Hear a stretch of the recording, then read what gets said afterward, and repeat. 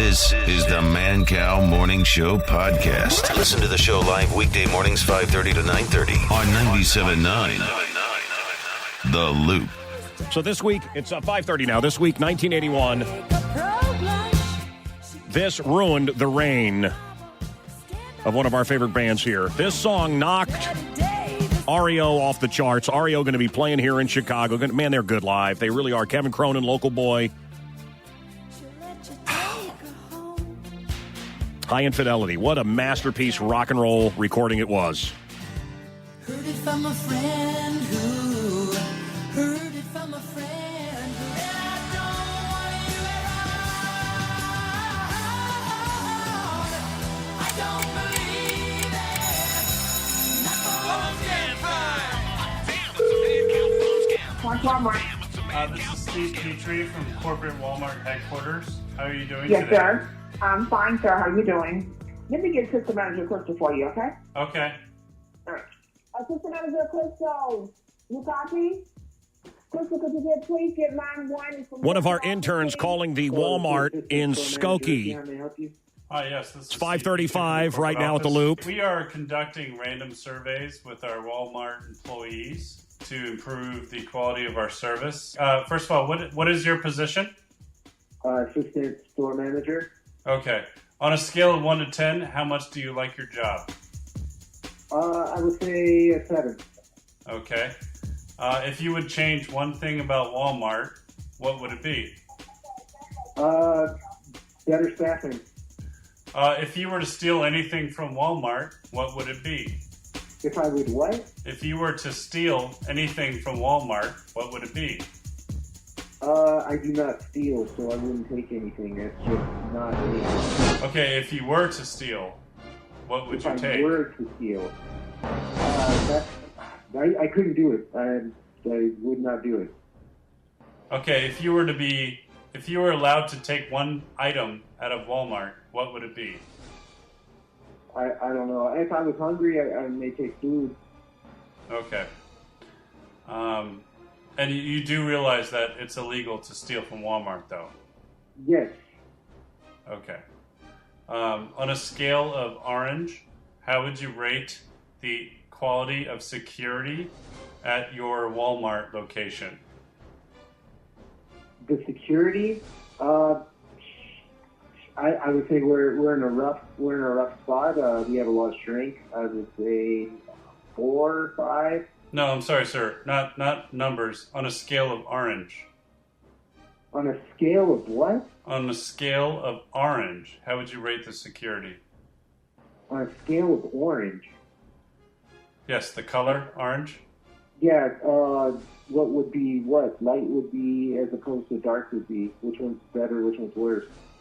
Sir, it's whatever you think. It's dark. Dark orange. A dark orange? Okay. On a scale of yellow and brown, how would you rate the air quality of the restrooms? Of the what room? Of the restrooms, the bathrooms. The bathrooms. On a scale of yellow to brown. Wow. Did you guys come up with this stuff? I would say we're going to lean more towards the yellow side. So yellow? Yeah. Okay. This is an intern calling the Skokie Walmart, messing with one of the employees who believes corporate is calling. I think I get along well with everybody. Okay. There's nobody that I hate. And this question is kind of weird, but if you had to pick one employee to be thrown into a fire, who would it be? An employee thrown into a fire? Sir, these questions are absurd. I wouldn't do that. No, I know you wouldn't do it. But I can't answer a question that I don't feel strongly about and just have Right. forced to give an answer to. I have no comment. These questions are ludicrous. Okay. No comment, sir. Okay, so let me rephrase that. If someone had a gun to your head and you had to throw an employee into the fire, who would it be? I don't know. I take the bullet. You would just shoot yourself? I take it. You know, Okay. I let them shoot me. Unfortunately, sir, based on your answers, we have to terminate your employment effective immediately. What? Based on your answers, because it's a computer software program that we enter in your answers to the questions, and it's calculating the results, and it tells us that we have to terminate your employment effective. Oh, okay. All right. Thank you, sir. No, sir. Sir? Hello? Yeah. Yeah. If you feel this is unfair, you must tell us why right now. I'm leaning towards this as a prank call at this point. Congratulations, you passed. All right. Sorry to leave it You see that? He got it was a prank at the end. Skokie not on the water. Good job, Skokie. The lake is right nearby. Skokie's not on the water, but it's close.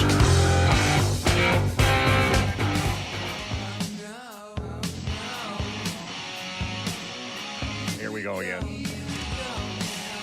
This is the loop.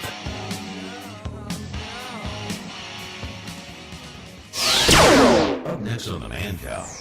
Hey, you want to meet Johnny Depp? Would that be cool? You want to meet Johnny Depp and Alice Cooper and the rest of the Hollywood vampires? Your shot coming up next if you know the mystery movie, and it's pretty easy. That's next on the Loop. 97.9 The Loop. A Cumulus station. This is WLUP-FM, Chicago. I'll never forget what a great day it was in 1987 when this Monster Jam was certified gold. Al, you remember that? Remember what a big day that was for us? Yeah, it was. We each went out and bought 50 copies just to push it over the top because there was some question whether or not it would actually make gold. And because of Al Roker Jr., my sportscaster, and me, this song went freaking gold. 1987, man. That was a year. You could wear hair like this, like I got it now, and still be cool. You could have a goatee and not be thought of as an old creepy dude. The hell. I didn't have to use Just for Men in my goatee back then. I liked it. You could drink and drive, and it didn't matter, Al, remember? Yep. Drink and drive. You didn't have mothers of drunk driver or whatever. You didn't have them mad at you. Just went drinking and driving because it was fun. It's like a game of Frogger. We liked it. We'd go over to Al's house because he had the foosball. Remember, Al, that foosball table? Yep. Still got that? Yep. But we didn't In the basement. use foosballs. We used hamsters. Crazy.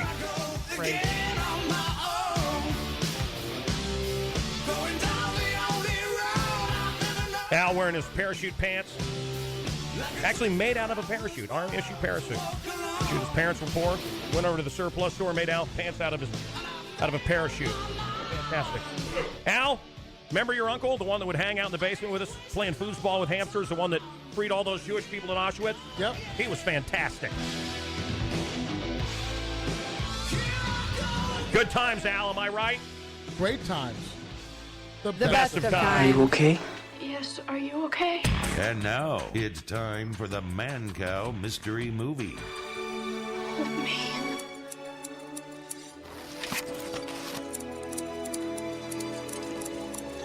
I can't. Think you know the answer? Call the cow now at 312-591-ROCK or 591-ROLL. The Mancow Mystery Movie.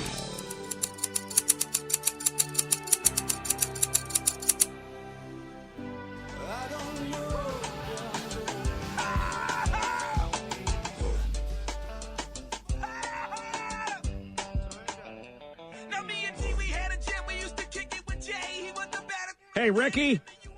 Hey, dude. Are you sick of black people stealing your music and sampling it? I'm serious. The white man gave us great Leonard Skinner, and every black band samples Skinner. Are you sick of it? Hey, man, I'll tell you what. At least it's keeping the lick alive.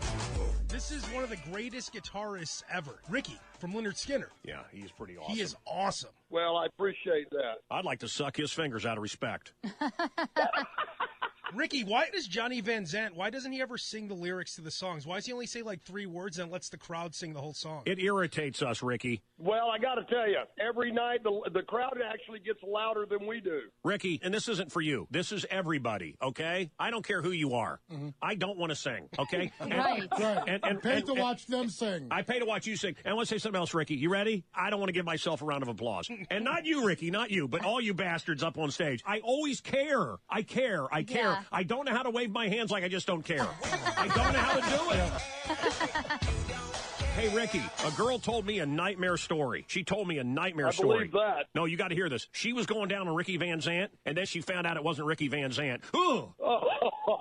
Isn't that a nightmare? That is a true nightmare. Yes! No, Ricky, do you think everybody is like me? Do you think everybody out there listening, when they hear Turn It Up on the radio, when they hear Skinner, Sweet Home Alabama, turn it up? I always do. They do. I always do. They do. And I get a big kick of it. I look at everybody in the car like, aren't I a clever shiznit? Aren't I cool? Do you hear that? I don't think we played enough on the No, Loop. we don't play it. We don't play it enough here at the Loop. In fact, I wish that's all we played. That, Stairway to Heaven, Yeah. and Hotel California. That's the triple play. If only. Whoo!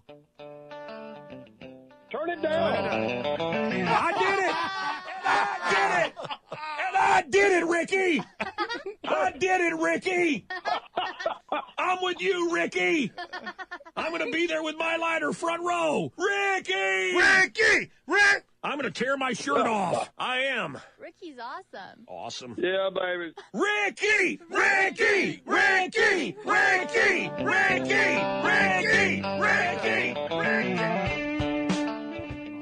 I'm turning it up. You hear me? You bastards.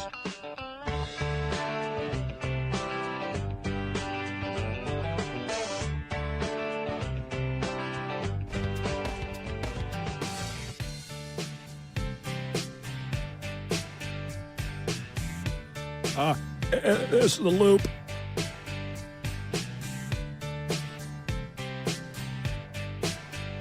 This is me on piano. I played piano on this for Kid. What? That started on this program. That's my buddy, Kid Rock. He is. Detroit's, what's his name? Rob what? Bob Ritchie, yeah. Rob Ritchie, which I will never forget. We're at the Rosemont. He's going on stage. Everybody's asking for Bob and Rob, and I thought, and he's got that little midget in the coat, and Joe C. Back and in the day, yeah. And it was his name was Bob. I didn't know that. Oh, hi Bob. Hi, you're Bob. I said, well, he goes, what's your name? Is your name not Mancow? I said, no, it's Eric. He goes, ooh. I go, yeah, ooh to Bob too. B.O.B. Bob. B.O.B. Bob. Forwards or backwards. B.O.B. Bob. Nicolas Cage and his wife are divorcing. Oh, how very sad. So now the toughest relationship in his life is still his hair. He's great in everything. What? He's over the He has to go to top. Dr. He's like a young Pacino. He needs to go to Dr. He's Yates. just over the top. The Yeah, he guy really that did is. my hair, I'm telling you, I like when he fiddled with my part. Ed? Mancow, love you. Mancow, love your show. Thank you, pal. What's up, man? I was calling about the mystery movie. Do tell. I want to send you backstage with the Hollywood Vampires. You're going to meet Joe Perry, Johnny Depp, Alice Cooper, and I know there's other people in the band too. But anyway, Hollywood Vampires. Alice through the Looking Glass. No. Oh. No, I know, dude. I know. It's going to hurt when you find out what it is because it's so easy. Are you okay? Yes, are you okay? And now it's time for the Mancow Mystery Movie. Help me.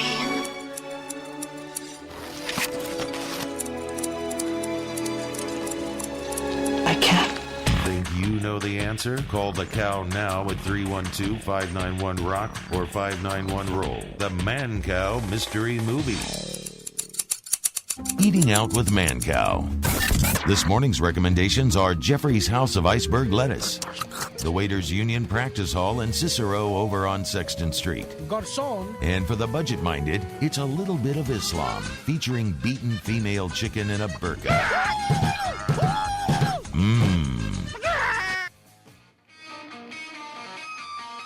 Hey, I don't want to get too heavy. Like Al, then I'll have to get that lap band surgery. But this story, this woman who was stabbed to death on the L. Yes. Well, everybody stood around and filmed it. Yeah, that's right. With their phones. Right. Really bothering me. I want to talk about that coming up. We still are looking for an answer on the mystery movie. I've been traveling a ton lately, and I spent a lot of time in my hotel room watching TV. I get very invested in my programs. And this year, I got really into the Discovery Channel, specifically Shark Week. Anybody here watch Shark Week? Yes. Love Shark Week. I love that show. Love Shark Week. They're like, welcome to the 20th anniversary of Shark Week. Today we're going to be telling you the best way to fight off a shark. I'm sorry, you've been doing this show for 20 years? You're just today? Right? That should have been number 1 on your agenda. Episode 1, day 1 of Shark Week, how to get away from a shark. They wanted to know if the best way to fight off a shark was to punch him in the shark face. All right, folks?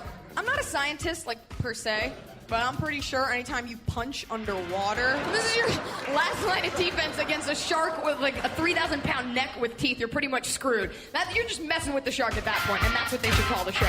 Messing with Sharks Week. Took a little vacation time with my family. I'm there.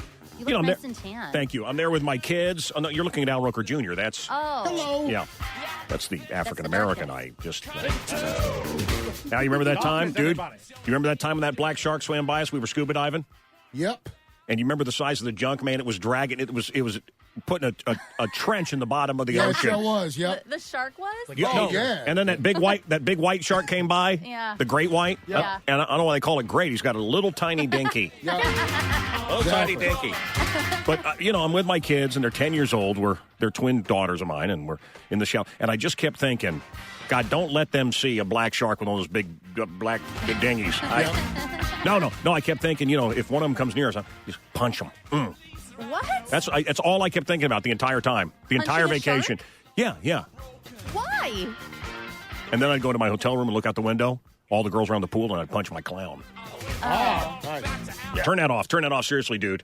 I had sex with a clown nose Guess we once. can't wait for clown week. You had sex with a clown nose? Oh, it's one of my kinky fetishes. With a clown nose. Kinky fetish. It must have been a huge clown nose. Thank you, Kathy. It was when I was finished.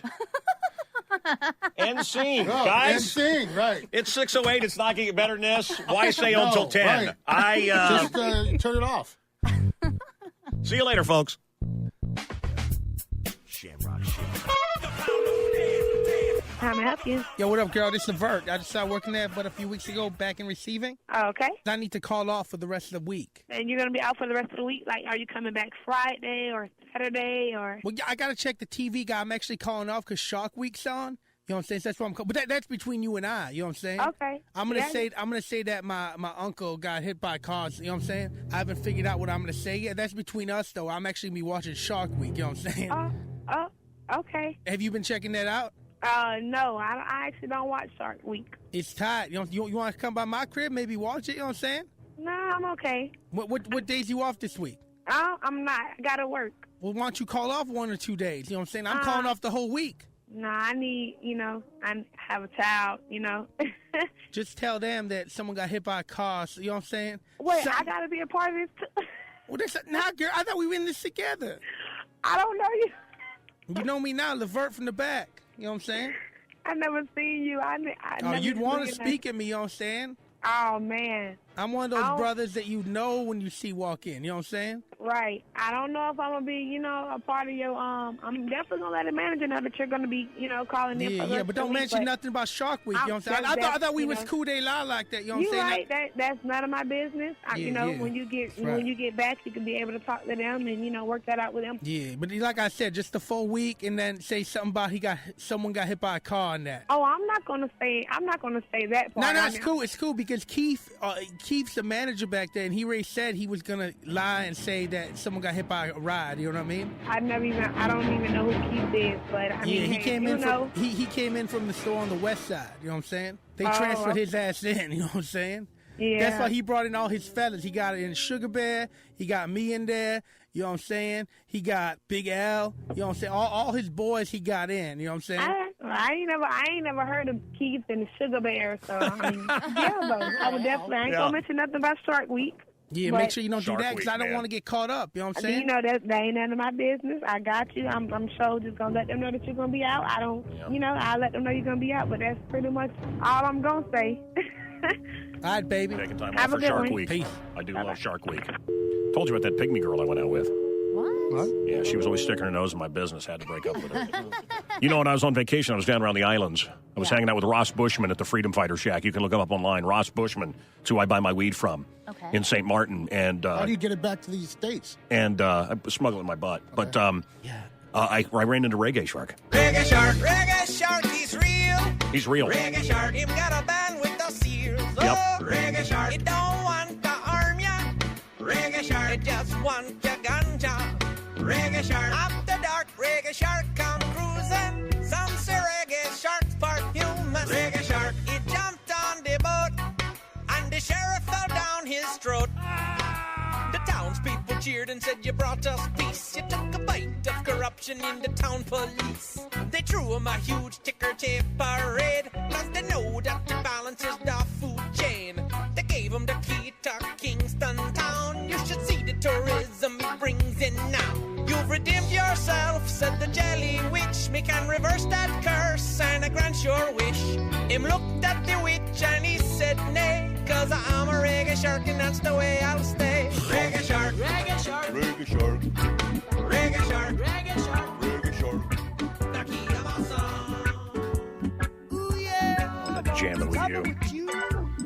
Boy, the brothers love the white old women coming to hang out. When you're just know this: when your wife goes on that Jamaican trip with her girlfriends, yeah, it's about one thing.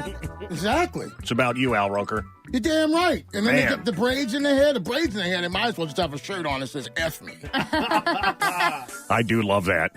You love it? No, the braids? no. Well, I always do that when I'm, in Jamaica. I come back with all full braids and girls. Anything they're selling on the beach, I want to buy. Just like dink-shaped bongs and stuff, Yeah. Yeah. I always want a bong shaped like male genitalia. Yes. Especially black male genitalia. Black male genitalia. The thing is, I don't want to just sit on the beach and enjoy the day in the sun. I want to be hassled all day long in Jamaica. Oh, it's the best. Oh, it's fantastic. I just enjoy it. It's just what I like it. It's weird. It's weird. So I am. I had a rough night. Aww. I had a late night. I didn't sleep all night. Oh, Were you at Hydrate? No. I'm very. What's that? Were you at Hydrate? No, it was after Hydrate, and it's a bar we go to, right, Leslie? Yeah, it's the best in Boys Town. And I'm just saying. Okay, I'm just saying. All right. This woman stabbed to death on the red line while everybody sat around and laughed and filmed it. Yeah. Smith & Lewinsky, a steakhouse near here. We had to swerve to avoid a dead body in the road. Right. And I called Smith & Lewinsky, and they're nice folks over. It's a nice steakhouse. But, they're all giggling like, I don't know, Jerry, do you know anything about dead body on the stoop? Yeah. Like, it's nothing. People in Chicago are so desensitized now. We're so used to seeing this all the time. A guy shot in our doorway here. Yeah. You remember that? Yeah.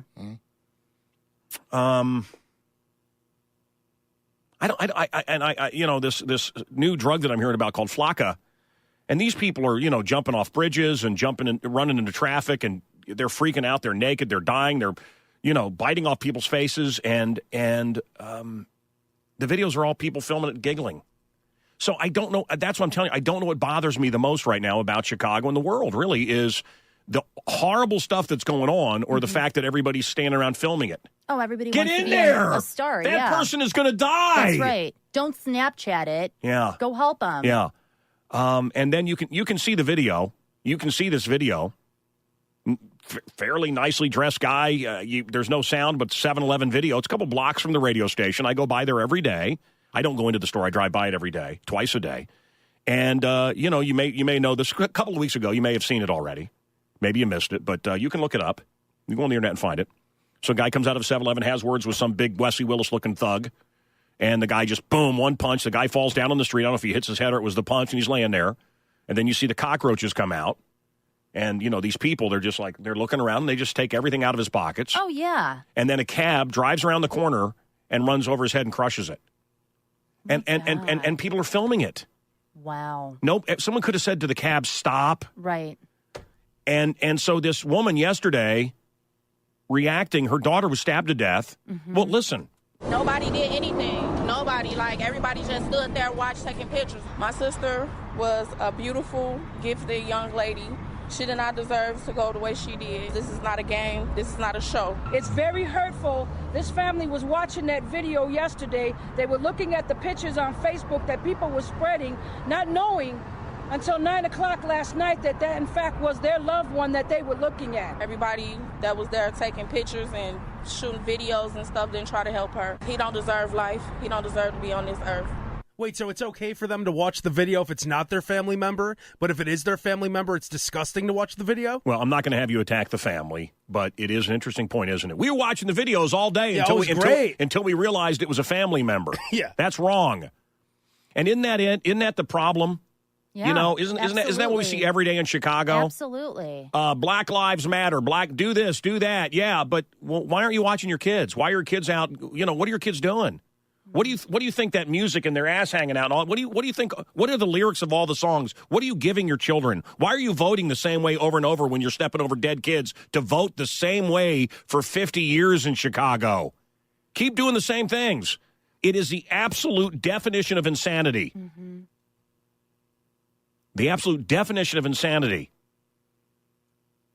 Fact of the matter is, if one of us gets shot out in front of this radio station, half a dozen people are going to film it before one of them calls 911. And then you think, look, I left church, and someone was shot. You know, this girl was shot by her boyfriend, and because she dumped him, and everybody thought I had been killed, and everybody came running out with their phones to get pictures of. I'm a nobody.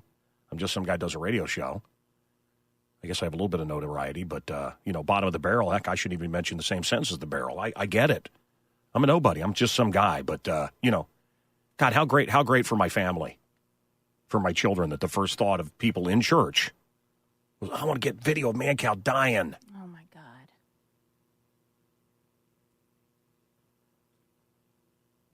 So then you think there's so much death going on. It is black-on-black violence. All lives matter. And then you think if you see some guy stabbing a girl. Yeah. And I got kids, and I'm sitting on the L. Yeah. There's nobody around. Am I gonna take on some big thug with a knife? That was the thing. He had a knife. Yeah, so why doesn't somebody stop it? The same thing with the mass shooting in the nightclub. 350 men. One guy. He had to stop to reload, guys. 350 men. A beer bottle to the head. Why didn't somebody throw a chair? But then you think, well, if you were there, what would you really do, huh? Up next on the Mancow. Well, we'll take your calls, your thoughts. 622 at the Loop. And I got to give away this backstage hangout with the band, the Hollywood Vampires. Wow. Johnny Depp's in there. The great Alice Cooper. He's just a lovely guy. He's and Joe awesome. Perry, of course, as well. Hang on. The Mancow. David. Yeah, hello, Mancow. Hey, brother. What do you think? Hey, love your show, and I think it is Pearl Harbor. Okay, no, stop. You're like everybody's. Am I completely wrong? Dude, here's what I don't understand. The guy said, I wanted this to be so easy that the first caller would get it right. Was there a scissor scene in Pearl Harbor? There's a scissor scene in this lesbian movie I love. Oh, nice. No, I don't know, dude. All I remember is Ben Affleck saying, I can't, not now, can't stop. I don't want to do this right now. So I was all okay. But I don't. Fair enough. Okay. You go into see the Hollywood Vampires. Billy, hello. With Johnny Depp. Mancow, love your show. Holy smokes. Hi, Billy. I hope she wins. I hope she wins. Yeah, she sounds perky. Holy How smokes. you guys doing? We're doing good, baby. I want you to call every day, okay? Absolutely. Okay, so what's up? What do you think? Nightmare on Elm Street. What is it? Nightmare on Elm Street. Not Nightmare on Elm Street. I guess I get the scissors kind of thing. I get that. The clicking of the. That makes more sense. Yeah, that makes a little sense. Yeah. Is it Pearl Harbor? I want to give you something. I'll give you something. I'm not going to give you something too. Yeah, I'm not going to give you the big sausage, but I will give you something to cook your big sausage. Something from CameronsProducts.com. Cameron's Products. You can choose. What do we got here? A portable grill, an open fire grill, a stovetop smoker, beer can chicken roaster. That's awesome. And we got all kinds of stuff. So I don't know. Pick something and we'll make it good for you. Okay? Are you okay? Yes, are you okay? And now it's time for the Mancow Mystery Movie. Oh, man.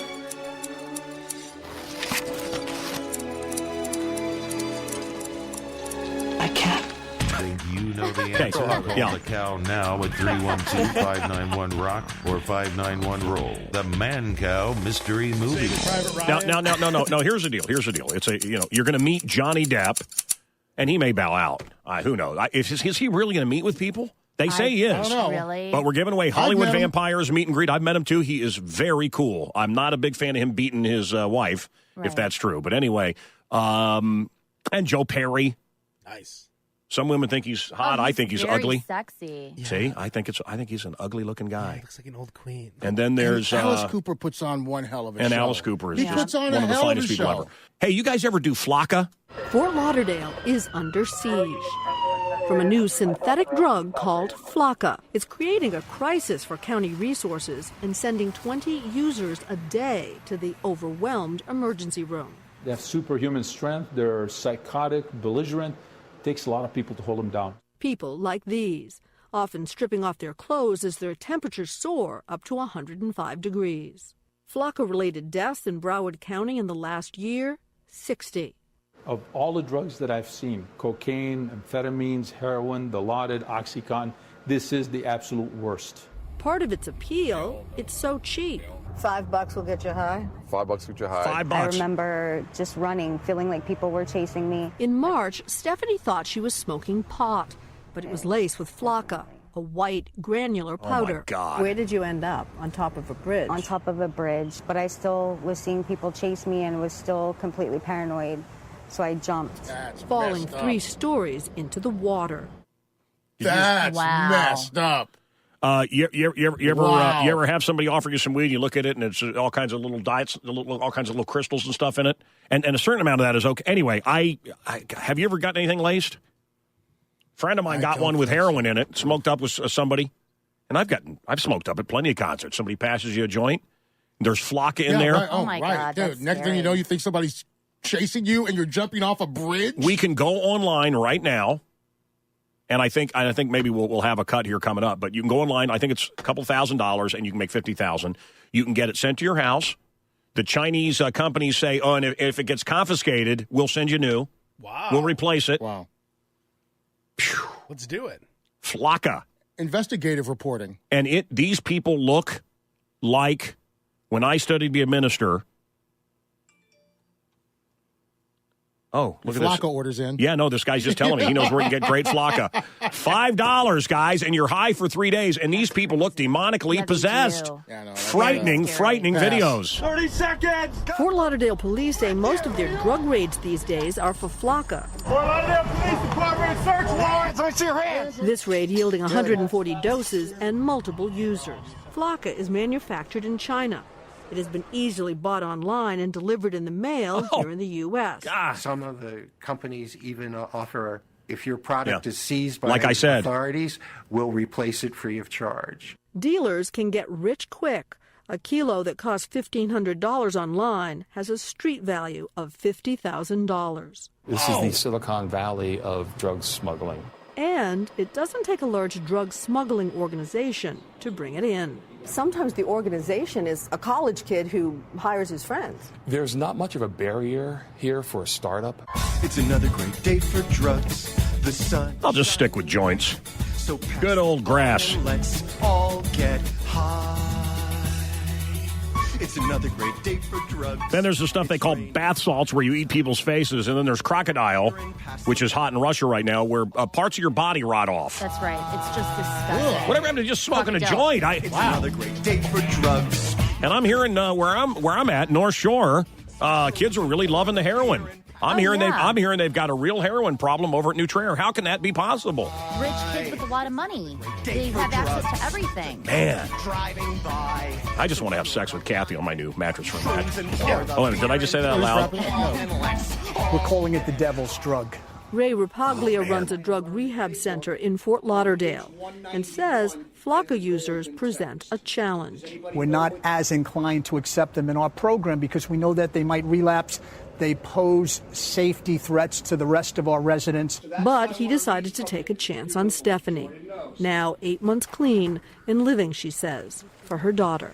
I know for sure that I'm lucky to be alive right now. It's by the grace of God that I'm alive. Flocka, also known as gravel, has spread to other parts of the country, including Chicago, Houston, and Kentucky, as well as New York. Under pressure from the U.S., the Chinese recently made the manufacturing and exporting of Flocka illegal. The effect here in the U.S. is yet to be seen. Yeah, I know Hillary and Obama and all these people love the New World Order, and they love one big happy global community. China doesn't give a shiznit about your kids, guys. And Mexico, our open borders, one big happy community. China's sending it in. Remember the milk they were sending in all poison, and they knew it was poison for our babies?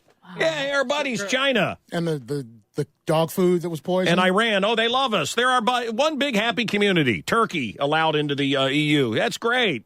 Yes, everybody's all the same, except they don't care about America. They don't care about your values. They don't care about your history. They don't. I mean, I was walking around Walmart yesterday in Skokie. I mean, it's. Well, that was your first problem.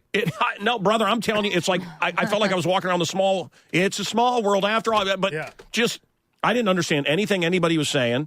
Really? This was in the middle of the afternoon. Yeah. They don't have jobs, and of course, all the workers every 15 minutes must yawn loudly. Every 15 minutes. Wow. Well, they're bored. What else are they going to do at work? I just stop and yawn. In the freezer. What? I didn't even. At least they're on the floor. I used to be in the freezer playing craps. You worked at Walmart? Yeah, when I was like 16 to 19. I'm just saying, man. There's and just why do they have what? I mean, I understand. I get off at 10. What? I'm just telling. It's because they don't work. They don't work. Welfare. 90% of the people from Syria that we're letting in, and there's 100 a day, on welfare. 90 for the rest of their lives and their families. Come on. There's only so long you can do this. We'll look around Chicago. But anyway, no, the New World Order is great. Yeah, China. Yeah, we've asked China to stop sending drugs. They don't. China doesn't care about you. They let their own children work until they're dead, and then they kick them in a. You know what I'm saying? I do love my iPhone, but me too. Man, it's the best. They have nets outside the iPhone factory to catch you if you try to kill yourself. Aww. Get back to work. Right. What are you doing jumping in this net? Come on. Yeah. How dare England want to be English? Bastards. I do have good news. Really good news. Oh, nice. Really good news. Okay. Chipotle, their business is down. This is awful. Their business is so down. Yeah. And you remember that, they were on top of the world. They were a little bit smug. They're a little bit high priced. For every 4 burritos now, you get one free. Oh my God. That is awesome. Great. It starts Friday and it runs through the end of September. Awesome. Nice. For every 4 burritos, you get one free. That's pretty cool. I will be. One with salmonella? Stop it. They're better with salmonella. The taste isn't as good anymore. Oh, stop it. It's delicious. Flocka. Anyone ever done Flocka? Call me. Let's go to Tim. Tim, what about this stabbing that happened? Hey, Mancow, love the show. It happened on the red line, and everybody stood around and giggled and took video. Yeah, it's disgusting. The apathy in this city is horrible. Why? What's going on? What's going on? People are a bunch of cowards. Are they cowards or are they desensitized? Well, might be a little bit of both, but, I mean, seriously, you see somebody being stabbed or beaten in front of you, you jump up and do something. I'll tell you what, sir, 100%. 100%. And I love this statement, and that's sarcastic. Oh, they're animals. No, they're not animals. They're not animals. Animals don't kill everything around them for no reason and destroy everything around them. Animals don't sit and giggle while other animals are killed. Don't insult the animals. I guess all of these videos out of Chicago that I'm watching,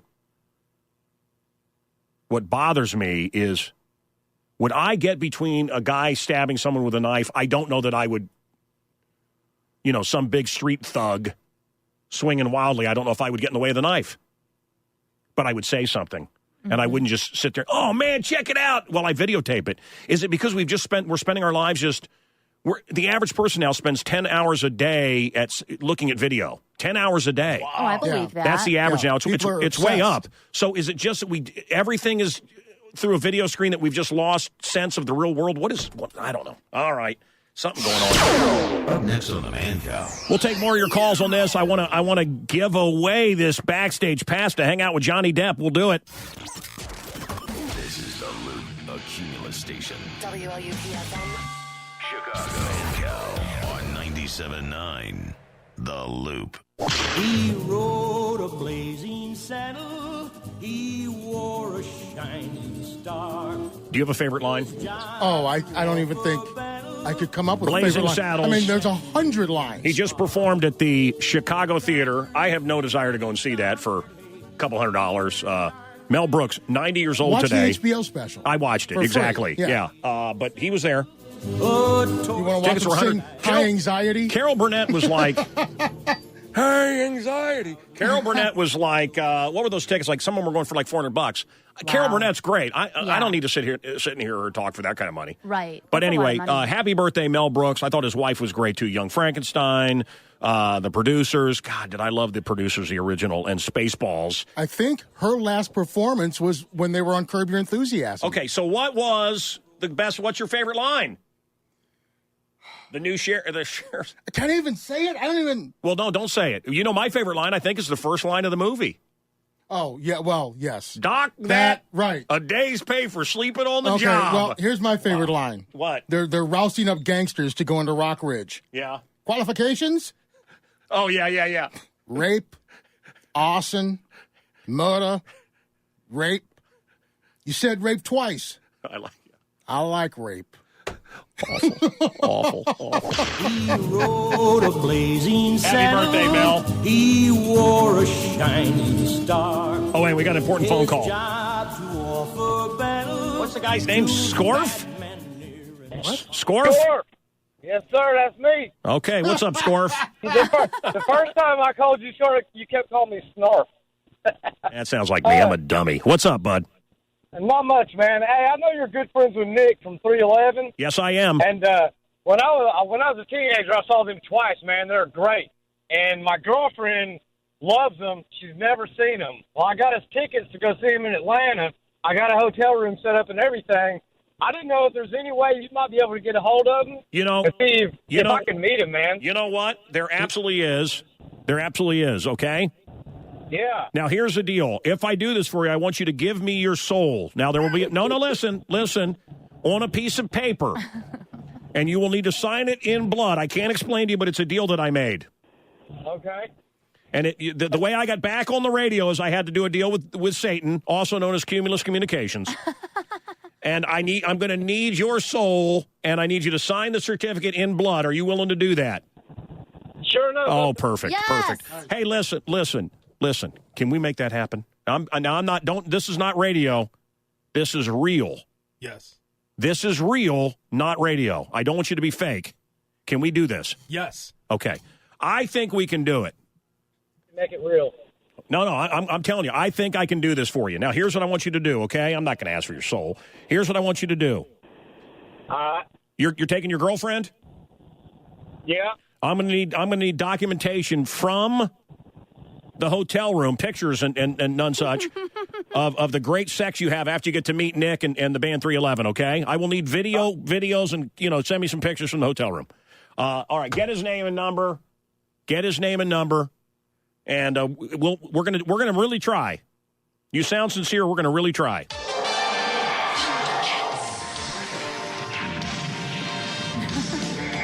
Was the guy's name Snarf? Something like that, yeah.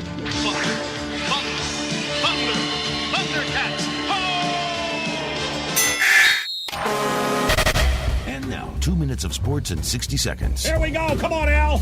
Cubs and Cincy against the Reds last night, and Chris Bryant got the series started with a bang. The 24-year-old Bryant already was 4 for 4 with 2 doubles and 2 home runs when he came to the plate in the 8th. Number 3. Full house time, baby. 9-7. I don't want no stinking cycle. What a show. What a show. Wow.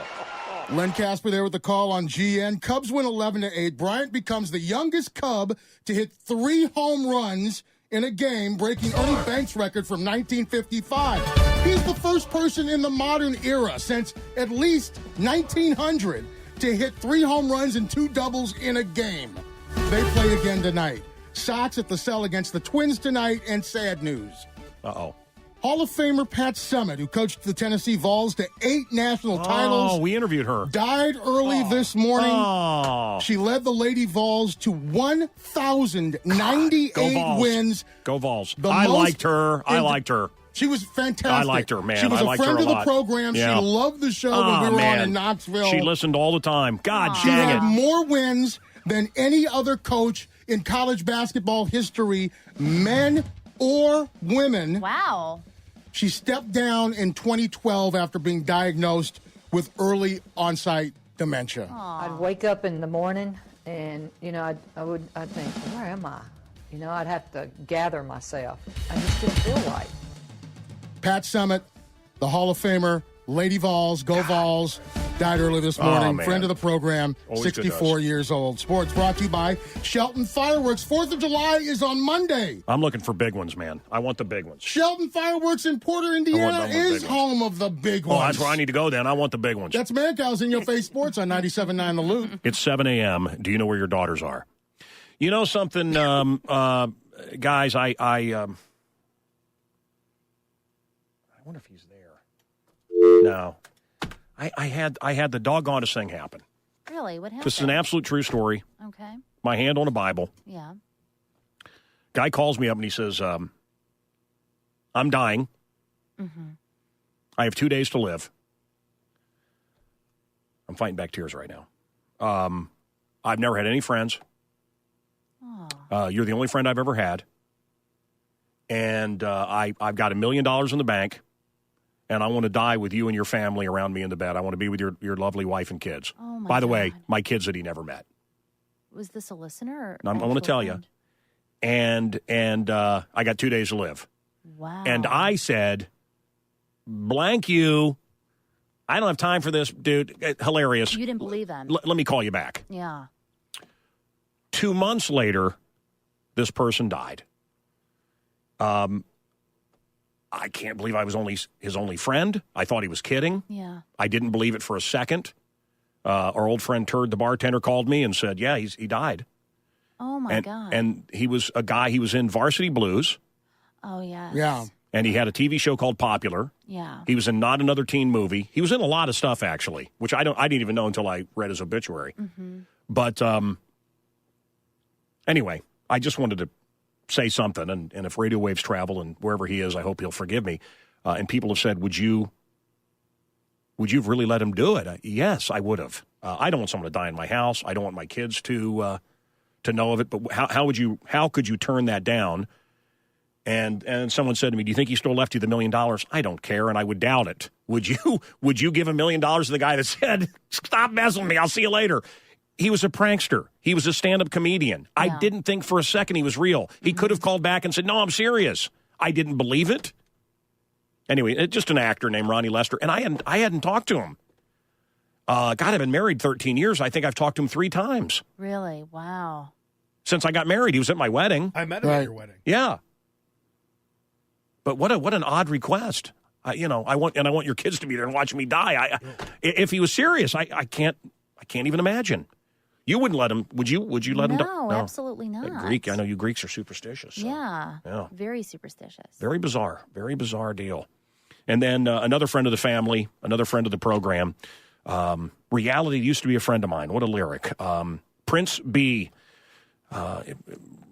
Michael Jackson and Prince and others worshipped Prince B. Prince B had a band called PM Dawn, Set Adrift in Memory Bliss. He also died. Both mid-40s. Yeah. Very young. Both in their mid-40s. Are you okay? Yes, are you okay? And Pat Summitt now. Time for all people have been very nice to us. Mystery Movie. You know this mystery movie? Call us and win. I can't. Think you know the answer? Call the cow now at 312-591-ROCK or 591-ROLL. The Mancow Mystery Movie. We will send you backstage. You'll see Johnny Depp and Joe Perry and Alice Cooper, the Hollywood Vampires. Set adrift on memory. There he is. Wasn't this on your wedding CD? These people with the fake service dogs. You see these creeps? Fake service dogs. There's real service dogs that help real people. Then a girl shows up with a Pekingese sticking out of a Hello Kitty handbag and tries to tell us it's working, and then scams a certificate to show at the gate. I have to have my puppy with me at all times, or I'm going to lose my marbles. Oh, by all means, welcome aboard. What could possibly go wrong with your crazy ass at 40,000 feet? Life is only a moving picture. Life is only a moving picture. Nothing in life is a permanent fixture. Wow. Oh, no. Oh, It's the Kinks. Hey, you ever tell you they played my wedding?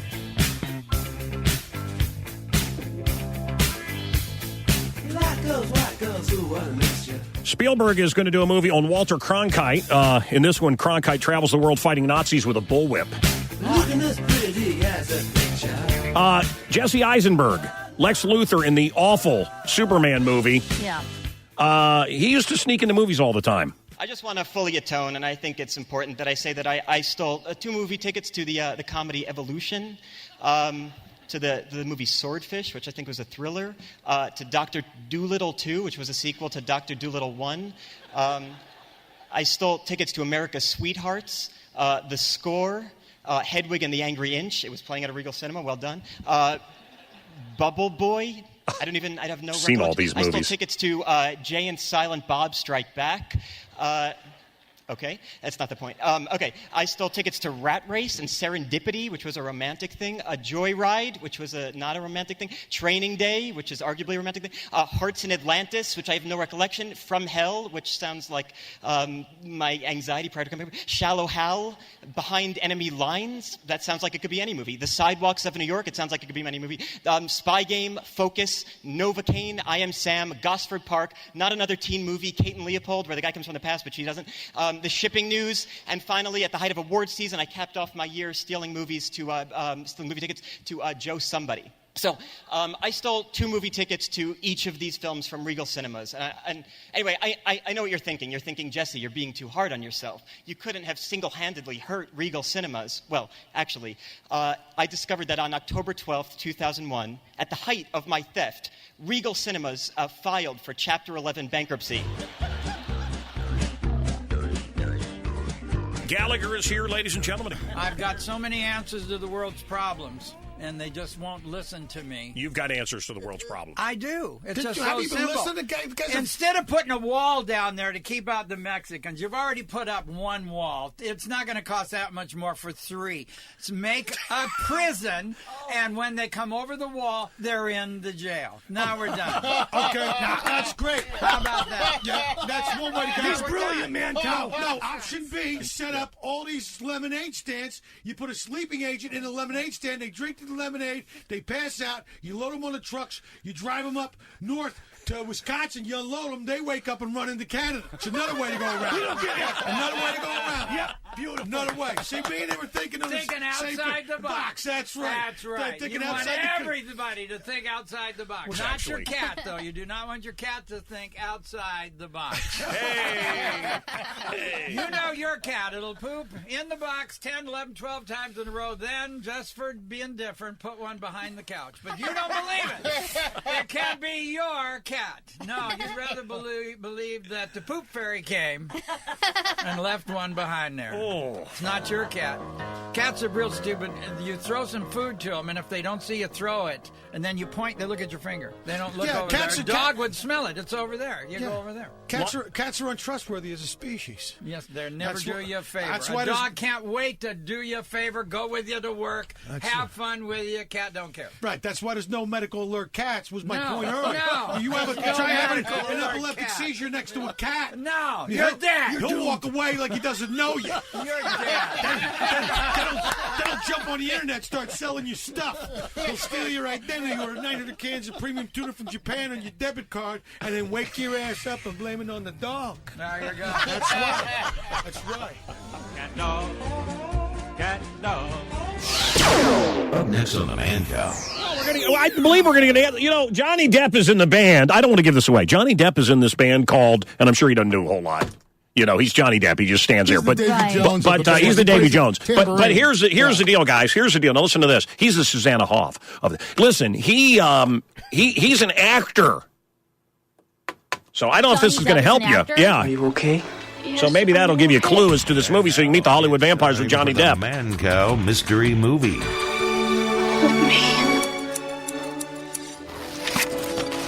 listening to Mancow on the Loop. It's finally happening. The concert event of the summer. Guns N' Roses Live. And the Mancow isn't just going to send you to Soldier Field. He's going to put you down front in the pit, where you could grab one of Slash's guitar picks and probably get sweat on. Hope that sweat. All this week, listen to the Mancow for your chance to win pit passes to Guns N' Roses on 97.9. The Loop. No. Johnny Chops is racist, I guess. Because to have sex with me, it would be $500. To have sex, this is one of our intern boys. Yeah. To have sex with Al, he would charge more. It's just racism. That's more of a job, though. That's a lot more you've got to work, man. That's right. Okay. Yes, are you okay? And now, it's time for the Mancow Mystery Movie.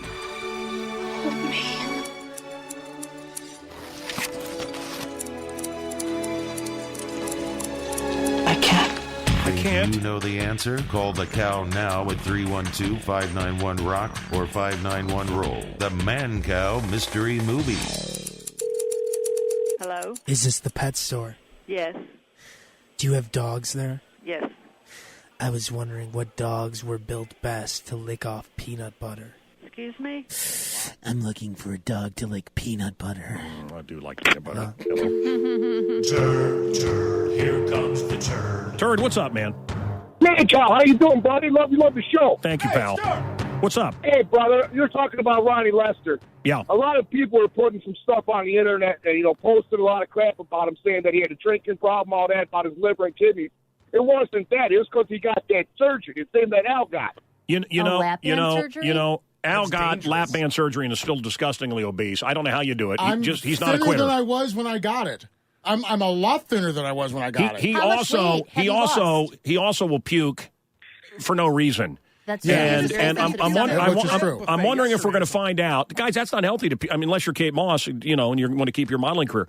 But he would just. Ronnie Lester was a big old fat boy. Look, the guy used to amuse us. Let's talk honestly. The guy was a friend, but he would drink entire bottles of syrup, maple syrup. Oh, my God. He would chug bottles of maple syrup. What would that do to your sugar levels? It would kill you, okay? obviously. So he was literally crying to me and Turd. Turd, do you remember when he was crying about, I'll never be able to have Roscoe's Chicken and Waffles again? He was in Varsity Blues, and he was a fat guy. He was in all kinds of stuff. And he was a great character actor, and then he got skinny and never got another job. Skinny, yeah. And he look, I didn't hear from him for years, and then he called me and said he wanted to die at my house a couple of months ago, and I said, and I thought he was kidding me, and turns out he's dead. I feel awful. I really feel awful about it, folks. Really, 7:20 right now at the Loop. I guess not so awful that I'll interrupt it. I wouldn't interrupt it with so upset that I had time to tell you the time. So anyway, my mom just died. 7:20, 20 minutes past 7 o'clock. This is Billy Bob from Varsity Blues. Billy Bob from Varsity Blues. And anyway, many of you may know the movie. It's not my favorite, but the guy was a nice guy. The whipped cream bikini, you didn't like? Oh, fantastic with Ellie Larder. Anyway, Turd. Yeah. How are you still alive? What do you mean? How the hell? Dude, he's Keith Richards. How the hell is he still alive? I am immune to everything now. I haven't got sick since I started garbage. You eat garbage. You eat garbage. How many things did we do that could have and should have killed him? I tried. You did over and over He's again every day. day. He's still the scourge of the South Side. What are you going to do? Turd, here comes the turd. Where are you picking up trash today, man? Today I'm in Chicago Heights. It's not too bad. I did put my hand in the diaper earlier, but I just wiped it off. Oh, my God. Yeah. He's not kidding. It's the Mancow Morning Show podcast, so no prizes for you. Listen live for the free stuff weekday mornings 5:30 to 9:30 on Chicago's classic rock station 97.9 The Loop. You asked him if he would perform a Lewinsky on me for $500. Honestly, though, not joking. We're not kidding. And you said, Well, you know what? If I need the money, Now, see, $500 don't back off. Don't back try off. to be I didn't funny. hear that part. Don't try to be funny. Yeah, I want you to be don't real, back not off. radio. I need to see Move the the mic money down up- in front of your face. I need to see the money up front, Mancow. Okay. No. See, he's trying to be funny. And it reminds me of the time we played Russian roulette with a guy with a cop's revolver, and the guy said, I really need the money, and put a gun in his mouth. We were drunk and pulled the trigger. And that haunts me. There was no bullets in the gun. He thought there was a bullet in the gun. Wow. And he goes, man, I really need the money. And we got up to $2,000. You guys are mean. Do you know where it was? It was at the. You don't accept somebody to take that. It was at and don't say who it was. It was at a bar called The Apartment. And this guy and we had a cop with us who was drunk too. The cop could have lost his job. Party. And this was a Christmas party. And this guy put a gun in his mouth and went click. For $2,000. Am I lying, Al? No.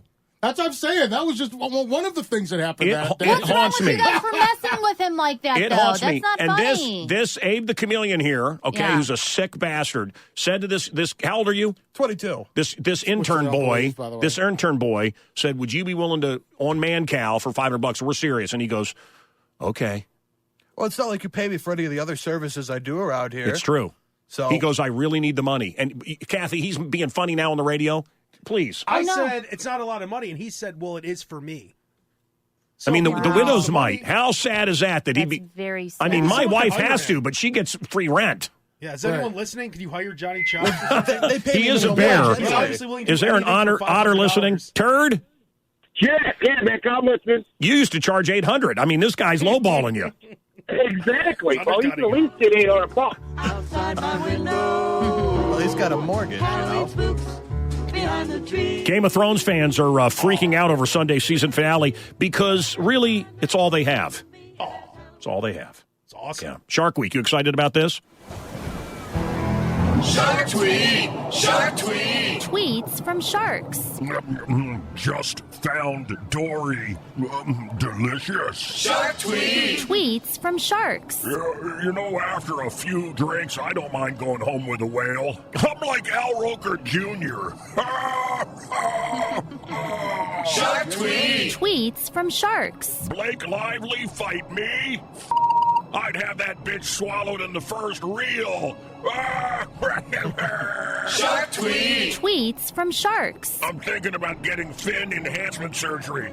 Because that Kathy likes the big one. Shark tweet! Size queen. Tweets from sharks. Should I wear a stoner's tooth necklace? That's funny. That's funny. Shark tweet! Tweets from sharks. Tweets from sharks. Today I'm going to look for swimmers in T-shirts. I feel like eating Mexican. Shark tweet! Okay. Why do Mexicans wear T-shirts? I just don't understand it when they swim. Why do they? Mancow sucks. That works. Wait.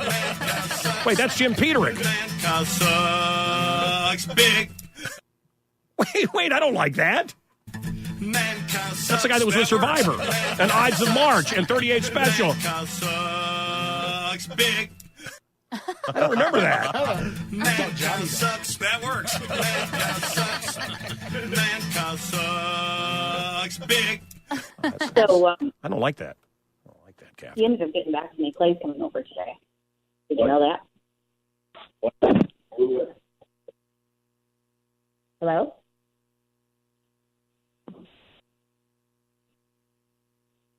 Yeah. Hello? Yeah. This is Catherine.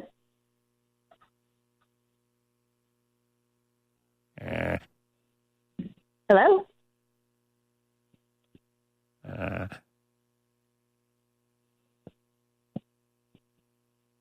You're going to get me excited. You keep doing that.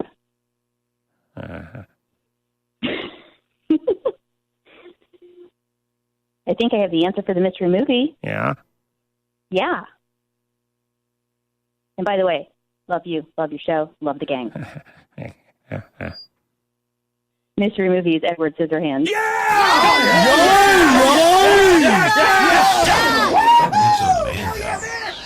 Yeah, a woman stabbed to death. Wait, how do I do that? A woman stabbed to death on the L while everybody stood around and laughed and filmed it. We'll talk more about that next. An hour commercial free is next. 97.9 The Loop. A Cumulus station. This is WLUP-FM. Chicago. Mancow sucks. That works. Mancow sucks. Mancow sucks. Big. Hello? Hello, this is Satan. How can I help you, Satan? Today my reign of terror begins. I'm busy. Have to go. Is there anything I can get you? Today I will destroy everything holy. Have a nice day. Oh, it started in Chicago. Satan's reign has already started in Chicago. Mancow. Mancow, cow. Mancow, cow. Yes! It's Mancow Muller! The man voted most likely to go back in time and succeed at an arcane art form. Class of 2072. The class of 2072 is proud of you, Mancow Muller. Thank The you. Mancow Thank you. on the loose. Yep. Are you really a time traveler? What's that? Are you really a time traveler? Yes. Yes, I am. Hello. Yeah? A very good afternoon, sir. My name is Zulo, and I'm calling you from Lifestyle Survey. How are you? Good. That's great. Actually, we are conducting a quick survey in your area regarding the lifestyle and habits of our people. Okay? Okay. That's great. So I do believe that you are the homeowner, yes or no? Yes. So do you hold any mortgage on your property, yes or no? What do you mean? What's a mortgage? Like a loan type something? You do have a mortgage on your property? What's a loan?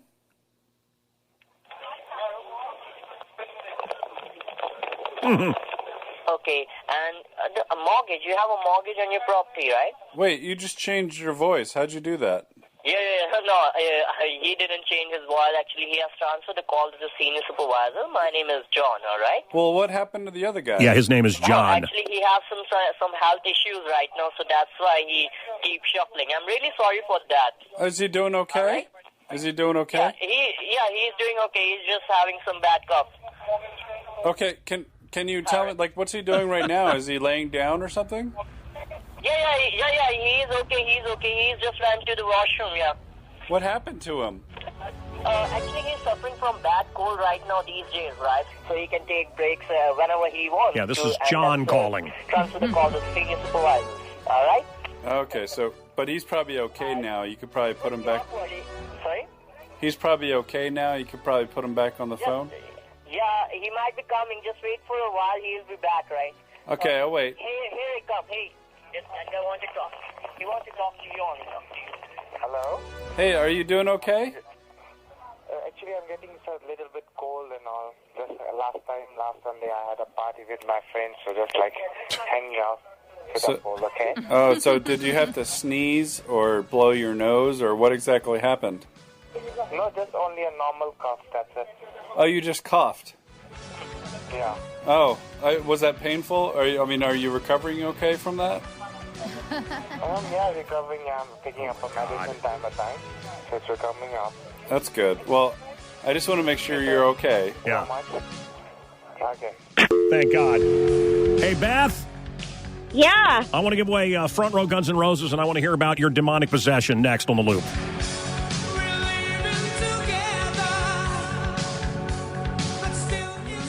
It's time for the Mancow phone poll.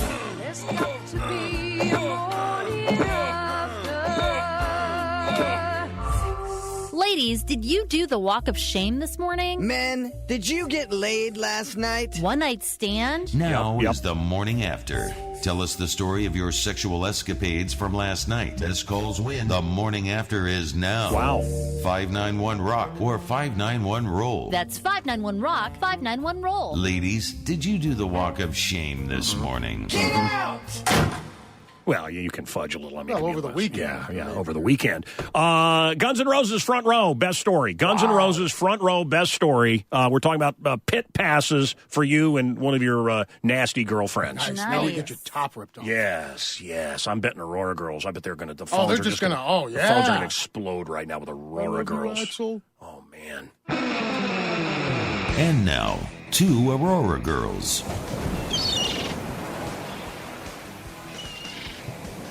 I slept with a Brazilian. Really? How many is a Brazilian?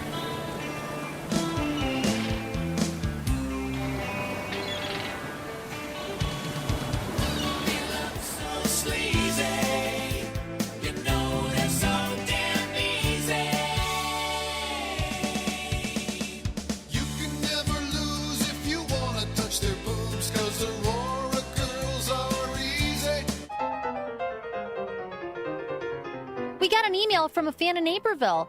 Dear Mancow and crew, I enjoy your show very much. Can you please tell me the name of the show and where I can listen? Rebecca of Naperville. Well, Mr. Announcer? Of course, Rebecca. It's called The Mancow Show, and you can hear it right here on 97.9 The Loop. A potential running mate hits the campaign trail. Even before Democratic presidential hopeful Hillary Clinton and potential Veep choice Senator Elizabeth Warren appeared together at a Cincinnati rally, Republican Donald Trump sent out a tweet calling Warren goofy. The mudslinging didn't stop there as Warren bashed Trump before the Ohio crowd. He will crush you into the dirt. A California wildfire that has destroyed roughly 200 homes in the southern Sierra Nevada appears to be burning away from neighborhoods to the relief of residents hoping their homes will be spared. Parts of West Virginia, devastated by deadly flooding, are getting hammered again by heavy rain. Justices overturned former Virginia Governor Bob McDonnell's conviction on corruption charges. That vote unanimous. Physicians Group is urging its members to screen teenagers for suicide. For the first time, the American Academy of Pediatrics has identified bullying as one major risk factor. Suicide is the #2 killer of teenagers in the U.S. Wow. And the new report updates decade-old guidelines for screening kids during a routine doctor visit. Secretary of State John Kerry in London. Do I agree that Britain's role has somehow been diminished? No. I happened upon a song accidentally this morning, and I never heard it. And I was shocked to see it. Oh, we have it here. Okay. And I think it's a great song. It's probably an 80s song. I don't know. But Al, I wonder if you've ever heard this. I think it's pretty cool. I do remember the band. Remember a band called The Call? Yeah. Yes. Okay. I happened upon the song. I'm like, wow, this is a great song. And I was shocked that it was in our computer here with all of our music. I don't know if it was a hit. I don't know. I want to see if you know it, because you know all these songs.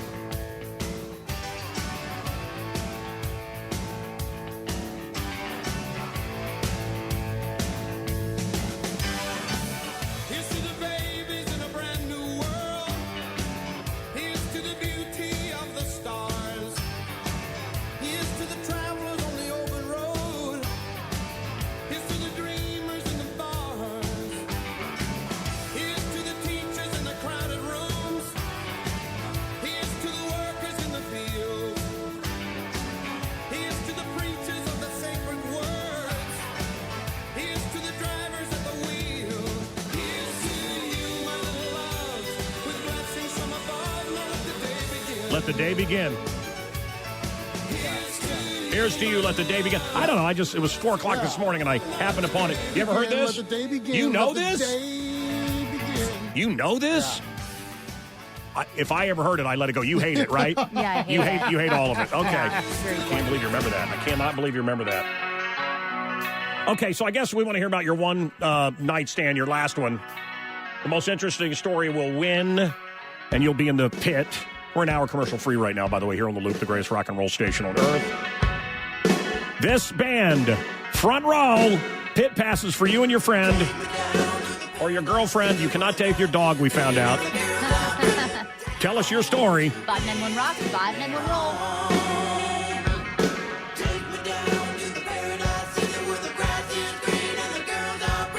27-year-old guy got caught with a pipe bomb, and police decided to talk to him and hassle him because he had a T-shirt that said "F the pigs." Wow. Maybe he just hated Maybe pigs. he was just a pig effer. Tuesday nights, you sleep better. New study found that your stress of Monday's over, you relax a little bit, and you are sleeping the best on Tuesdays. Wow. Yeah. That's interesting.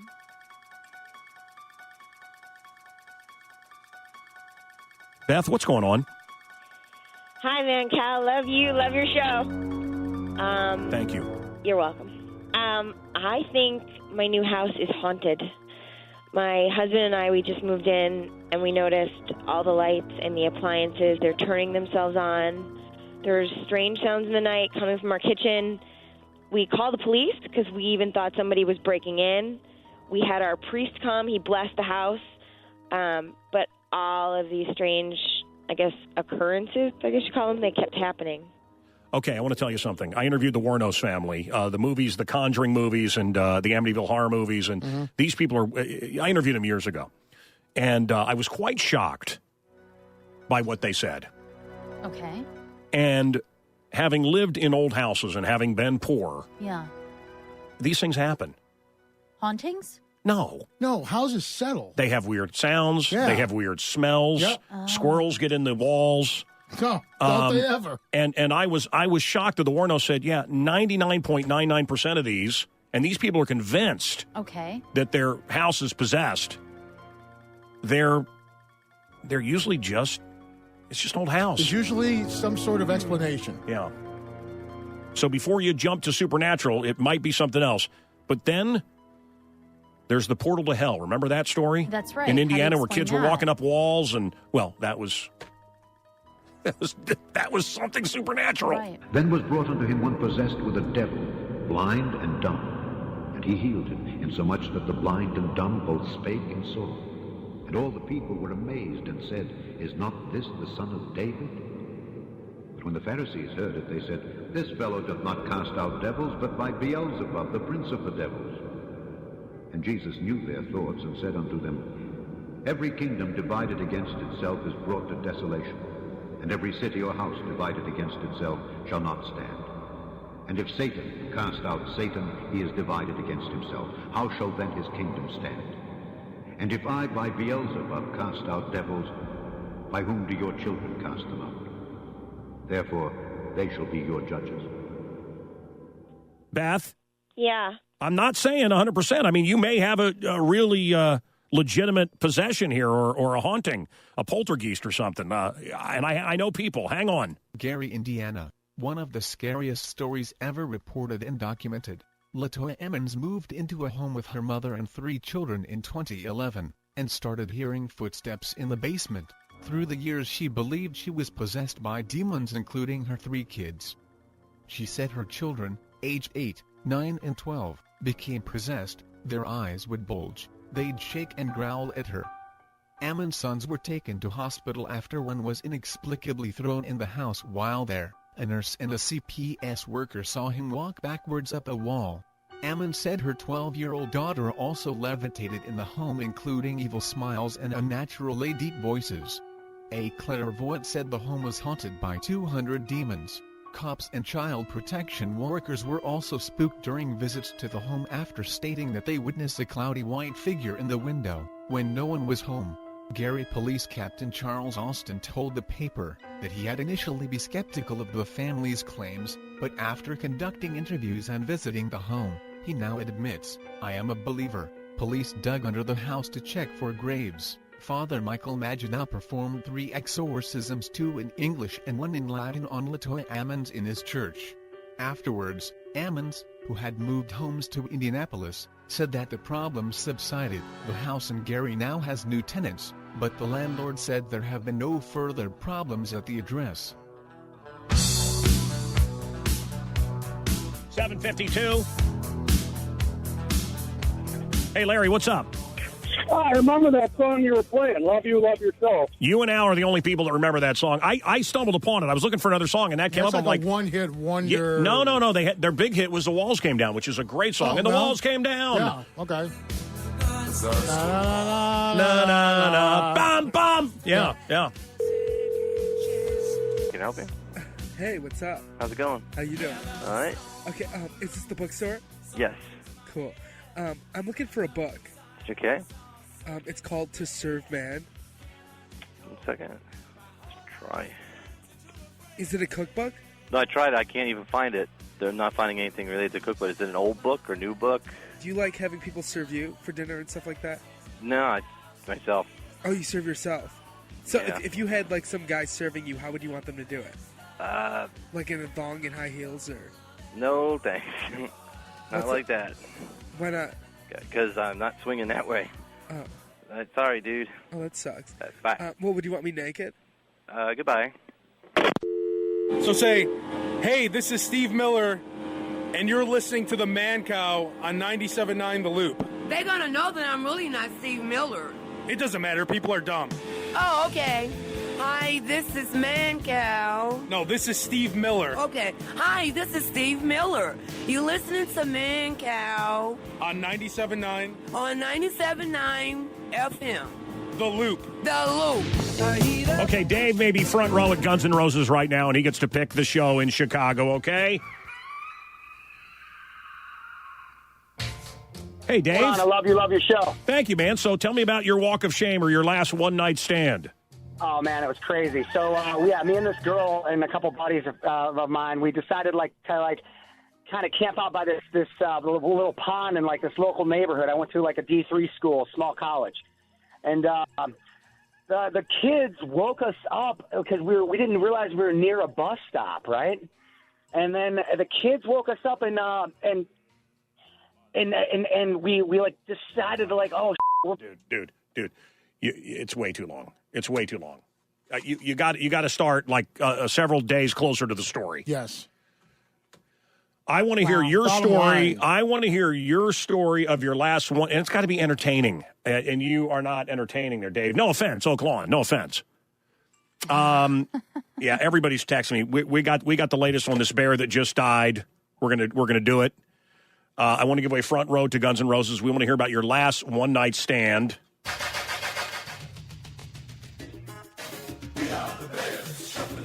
A beloved bear has died.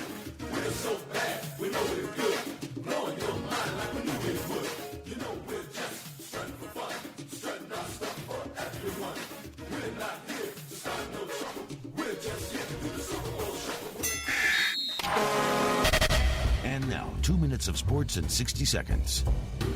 It's been a sad morning. Just breaking right now. Former Bears defensive coordinator for the 85 Bears, Buddy Ryan, has passed away. Born in 1934. Buddy was... Man, did they love him? Do you remember him being carried off the field? Will you ever forget that? Well, I was just going to say, only time in history the two coaches have ever been carried off the field after a Super Bowl was after Super Bowl 20 when the Bears beat the Patriots 46-10. They carried Mike Ditka and Buddy Ryan off the field. He was also part of the defensive staff for the Jets when they won the Super Bowl in Super Bowl III when Joe Namath and the Jets upset the Colts. So he was part of two of the greatest Super Bowls of all time. He was 82. Buddy Ryan, former defensive coordinator for the Bears, head coach of the Philadelphia and also Cardinals, dead at the age of 82. And also a very good friend of the program, Hall of Fame coach Pat Summitt has died. She had been dealing with Alzheimer's for about 5 years. Longtime friend of the show. 1,098 coaching victories, most in college basketball history for men or women. Wow. Unbelievable. 8 NCAA championships. She has passed away at the age of 64. Sports brought to you by Route 66 NHRA Nationals, July 7th through the 10th at Route 66 Raceway. Route66Raceway.com for tickets and info. That's Mancow's In Your Face Sports on 97.9 The Loop. It's 8 a.m. I'd wake up in the morning. Here she is, and, Pat. I'd think, where am I? I'd have to gather myself. I just didn't feel right. Man, two people that were always very nice to us on this program, Yes. We had a calling it Ditcon. Hey, this is Mike Ditka, and I don't know why you're doing it, but you're listening to Mancow right now. This guy, he says a lot of junk, and some of it makes sense, and some of it's just a bunch of crap. And I tell you what, right now, he's going to come at you with a bunch of crap. Not even chewing real gum. It's time for the Mancow phone poll.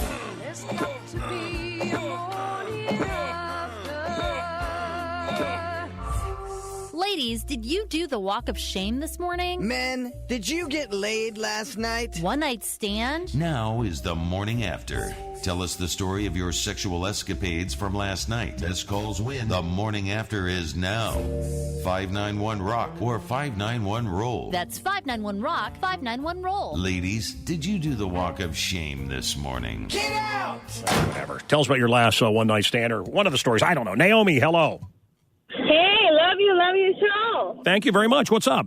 Yeah, well, I was in Mexico, I was in Puerto Vallarta. I was a little drunk. We went in the boat, we were trying to go see the whales. And I met this guy, he wasn't even part of the crew, but he was just a guy right there. And he said, let's go out. And I did. I went out with him later that night, and it just happened. I didn't even know his name. He didn't know me. I didn't know him. And it just happened right there in the sand where the waves were hitting us. Was it great? No. No. Did you have his baby? Did you have his baby? No. I'll never forget. I was at Hydrate, and I decided to bareback with this fella, and he wrote a message on my mirror: "Welcome to the world of AIDS." Oh, wow. And then one night stand I had. I remember I woke up, and my kidneys were gone. Really? Yeah, they harvested them. So you got to be careful with one night stands. Tell us about your one night stand. You know what? So far, she's the winner. Yeah, that's a really good one. That is, kind of turned me on until she said, no, it was awful. I hope she wasn't being set up by the firm. Yeah, I love that scene. I know exactly what you're talking about. They tried to destroy Tom Cruise's, Mitch things. Heartache Mitch. Imagine your wife goes to the mailbox to get her red book. Do you know that I had a company? Do you know that I had a company send a woman for me to have sex with? Do you know this? Really? To blackmail you? Oh, yeah. No, I can't believe I found out about it. Oh, I'll tell you the story sometime. Wow. And let me tell you the other one. Who was the football player we had on that used to send hookers to all the other players? Oh, no. Lawrence Taylor used to send hookers to the other team before the night before the game. Before big games, he would send hookers to the rooms of the competition. Guess how many players turned him down? Zero. Of course. Zero. Of course. That's you excited funny. about a new Star Trek movie? No? Well, I wasn't asking you, Kathy. I'm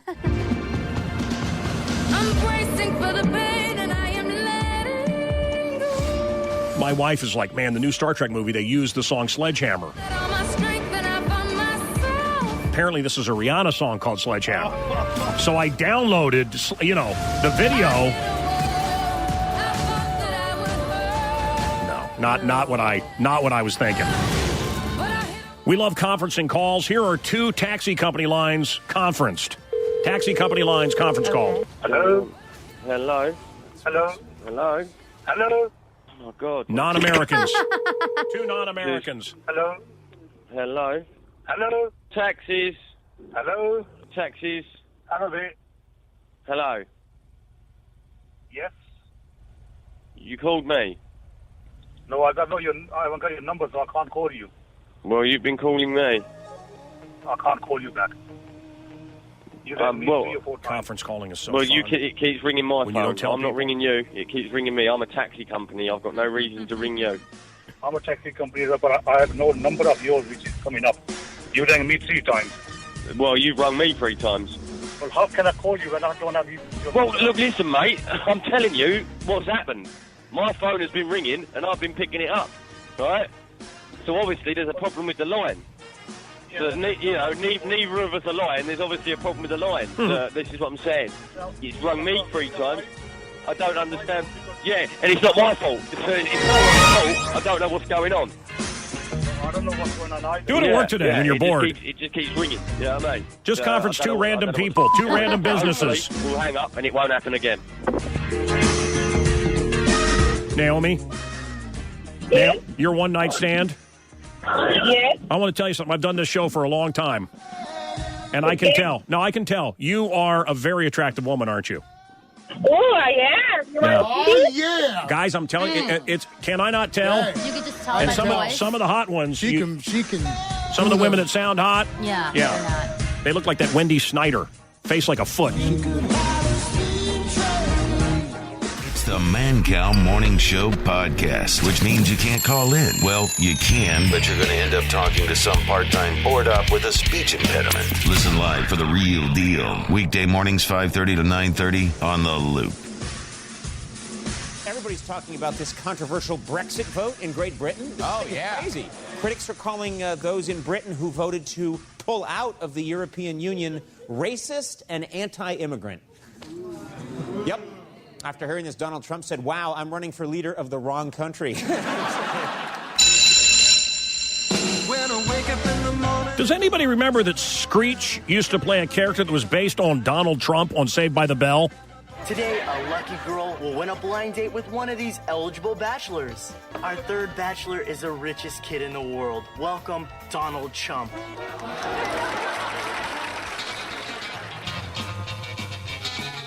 Sophia Loren, today, still hittable, man. This Very is nice. sick. Still looking good. Oh. Nice. She's absolutely fine. Hold on. Hey, Bong Boy. Yeah. Thank you, Mini Freak. Go ahead, Al. Wrinkled Hotties is freaky. Yeah. Don't you know that? I didn't know that. There are a lot of freaky wrinkled hotties out there. You like older, Yes. wrinkled women, Al. Yes. Jessica Tandy. Uh-huh. Helen Mirren. Jessica Tandy is long dead. Huh? Jessica Tandy is long dead. Estelle Getty. Rue McClanahan. I think they're all Betty dead. White. I think they're all Biafra. dead. Yeah, they're the You Golden know Girls. them as the Golden Girls. Exactly. I You know think what they're I'm all dead. talking about. I think they're all dead, too. Barbara Bush. Judy Dench. Who? Dame. Irene Ryan. Granny from the Beverly Hillbillies? Oh, I'd like to take a dip in her cement pond. The hell are you? That's just, she's Barbara been dead for 30 Walters, years. Robin Leach, Angela Lansbury. Robin Shoot. Leach. See, this is what y'all white folks don't know. This is something that my peoples, kidnapped Americans, have known for 400 years. Ever since we was tapping Massa's mama's ass back on the stop it. plantation. You know Stop what I'm it. saying? No, I don't. That they freaky, yo. Mancow.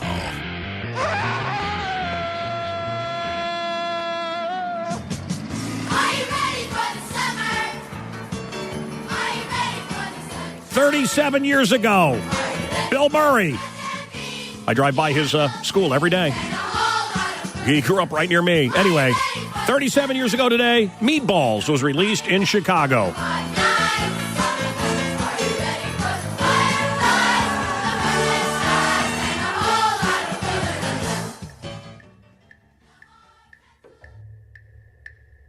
Now in Chicago 2016, it's become a high taxation bloodbath. A woman stabbed repeatedly to death. Nobody did anything. They giggled and filmed it. Yep. On the red line, just happened in Chicago. Horrible. And you want to comment about the family.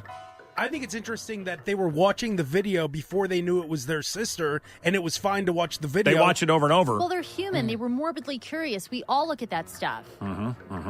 Nobody did anything. Nobody. Like, everybody just stood there, watched, taking pictures. My sister was a beautiful, gifted young lady.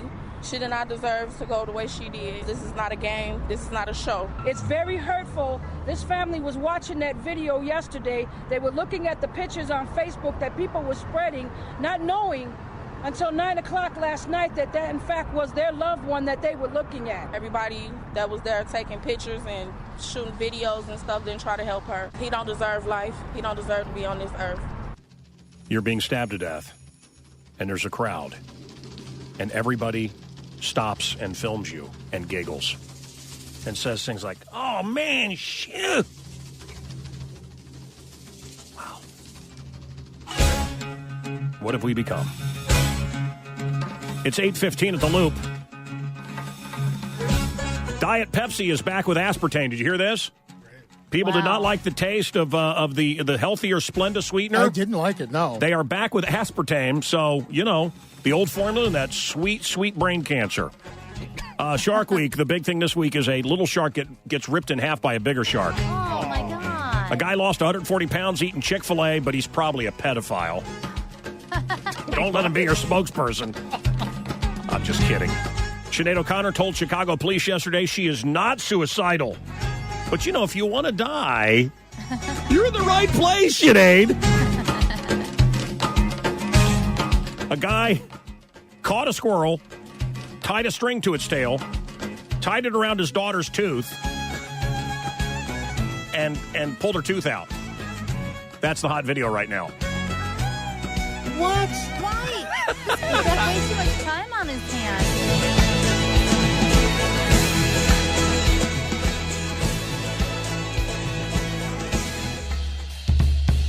You ever unzip a guy's pants and it's smelly? Yeah. No, you. No. You? No, never. No. I heard women talking when I was a young man, and my girlfriend said, "No, man, I shower. I'm very weird about it. It's got to be really clean." And Kathy, don't worry about you. You can keep it dirty. But now there's Nadkins, and we got Kakamo on. Kakamo, how are you? I'm wonderful. How are you? I'm good, man. Yeah, you sound like you use these things. It's got vitamin E. It's got aloe vera. It's got menthol. It's got grapefruit essence.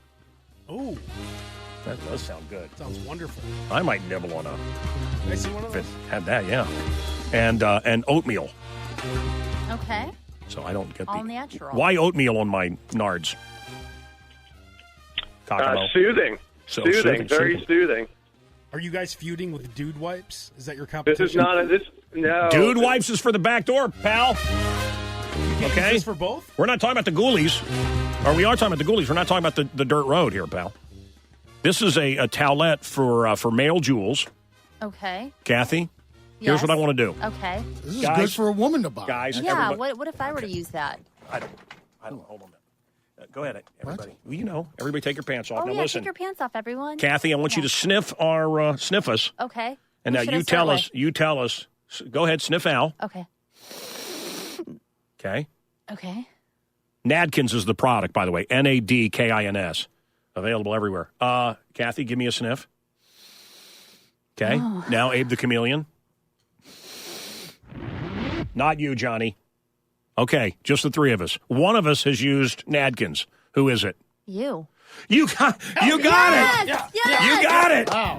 Give another sniff. Give another sniff. Smells real good. Give it a taste. Heaven, let your light shine down. Is it shining down on America? The Supreme Court decided yesterday, basically, I don't know, it's abortion stuff. I don't want to get into an abortion conversation. But Comedy Central sent out a tweet because they're going to make it easier to get abortions in Texas. And so Comedy Central sent out, celebrate, go get someone pregnant in Texas. What? And everybody's like, wow, that's That's not funny really at gross. all. Really gross. On both sides, by the way, Right. thought it was disgusting. Yeah.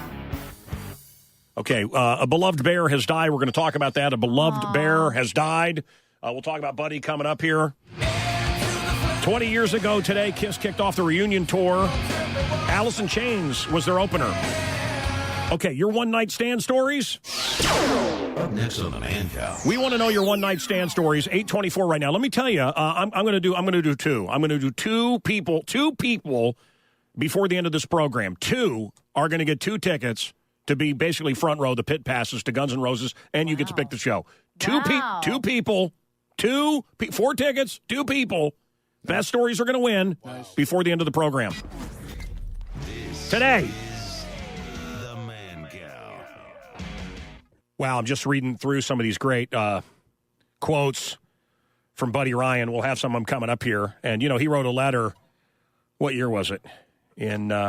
Just recently he wrote a letter to the guys. They wrote it. All the players kept him in 1981.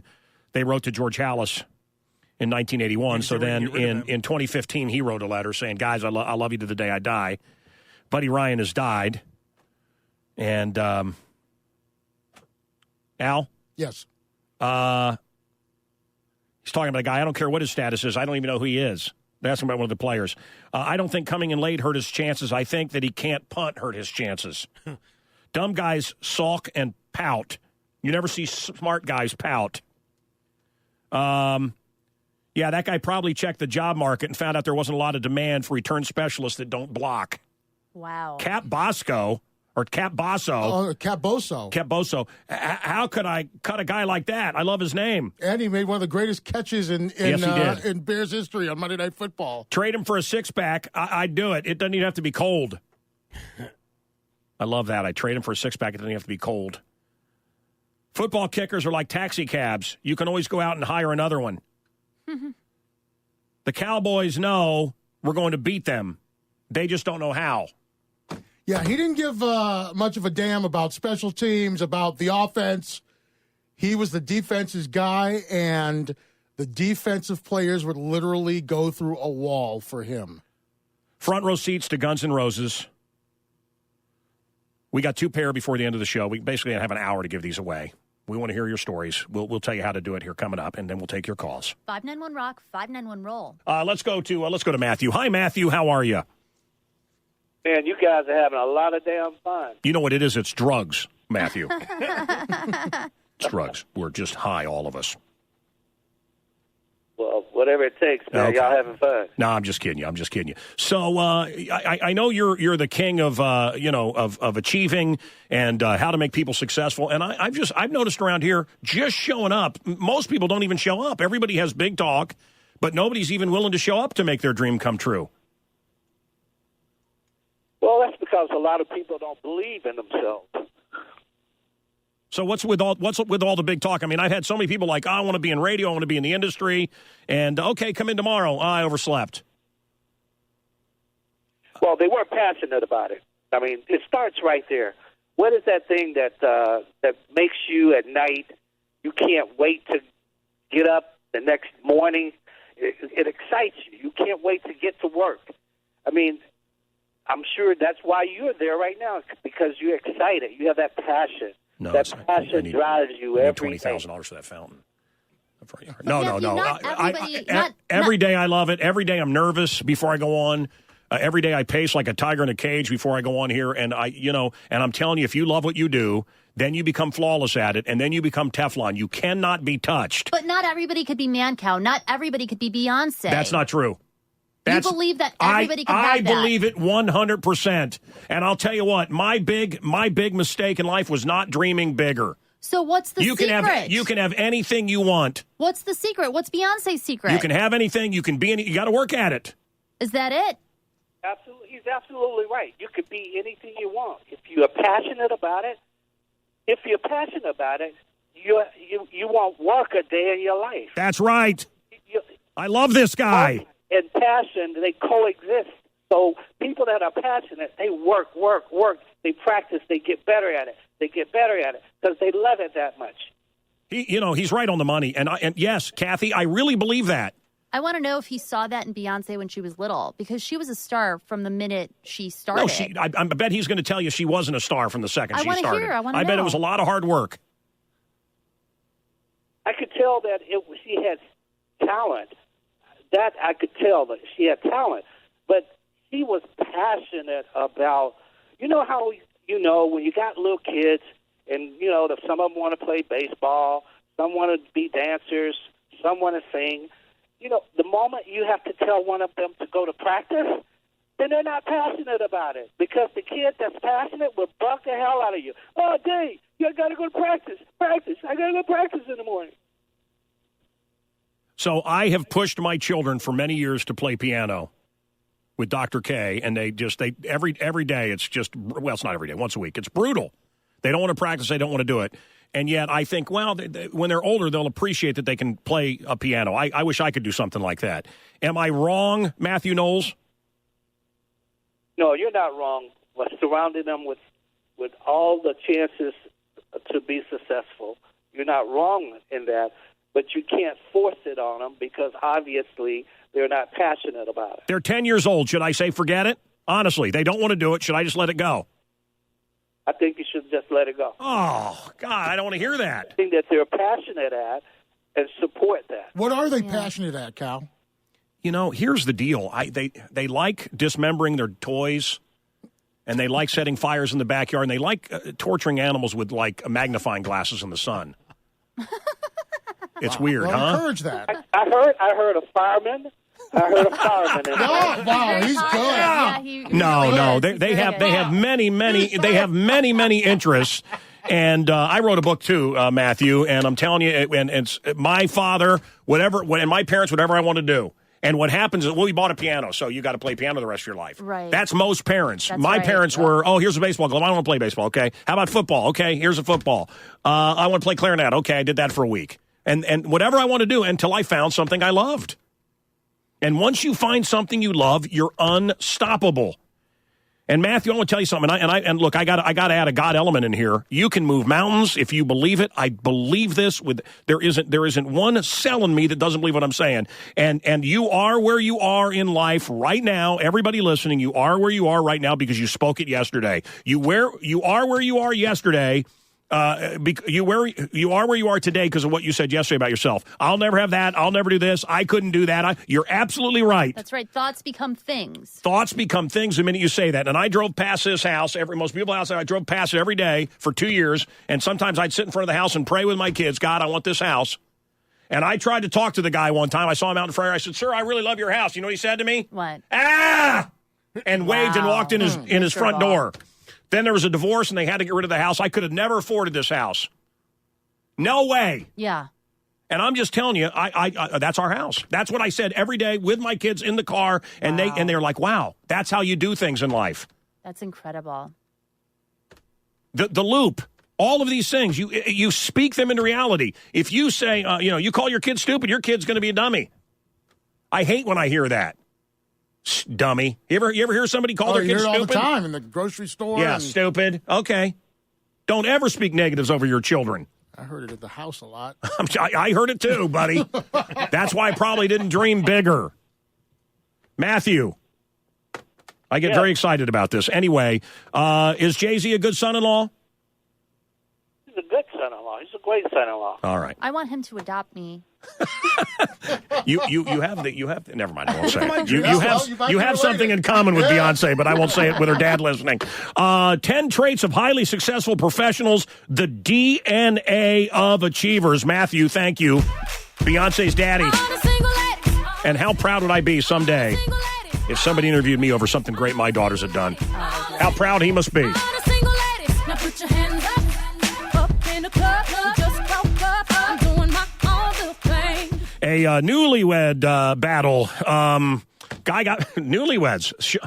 I mean, it takes years to get to this point, but it happened right away. He shot his wife with his crossbow. Here's the neighbor. It's sad. I see him holding her, like trying to help her in.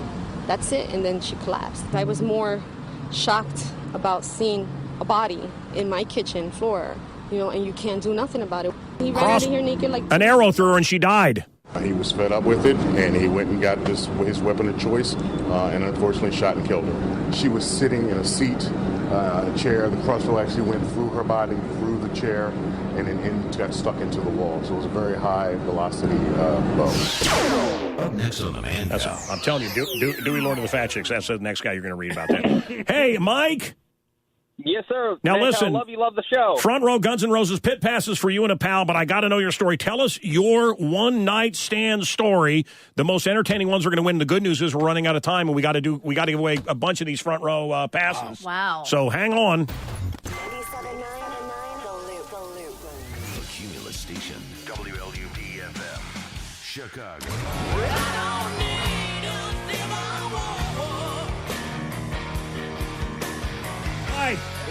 Hey, front row at Guns N' Roses, dude. That's what we're giving away right now. And it was like the best one-night stand story? Yeah. Yeah. I know you've got one, don't you? I've got a couple. Okay, I want to hear it coming up. I wish it involved Kathy the Greek. Oh, me too. A few people have them. Hey, listen, dude. I want to tell you what happened to me. I had a deal. I was at it was 1977 World of Wheels. Yeah. And I was just a kid, not just a kid. And this older gentleman took me backstage, and he was wearing panties. What? He was wearing green panties, and I thought it was a woman, and I didn't know what a woman had in her panties. Right. And I did all kinds of things. It was crazy. And not till years later did I realize that was Burt Ward, TV's Robin. Incredible. Yeah. Oh yeah. Wow. Yeah. My first sexual experience was backstage at the World of Wheels car show with a big TV star. That's amazing. And still, that's a memory that'll last forever. No, it's my spank bank. I still, when I touch myself, I think about Burt Ward. It's just something I do, and it's not gay or anything. Burt, how are you? Holy fabrication, Mancow! God,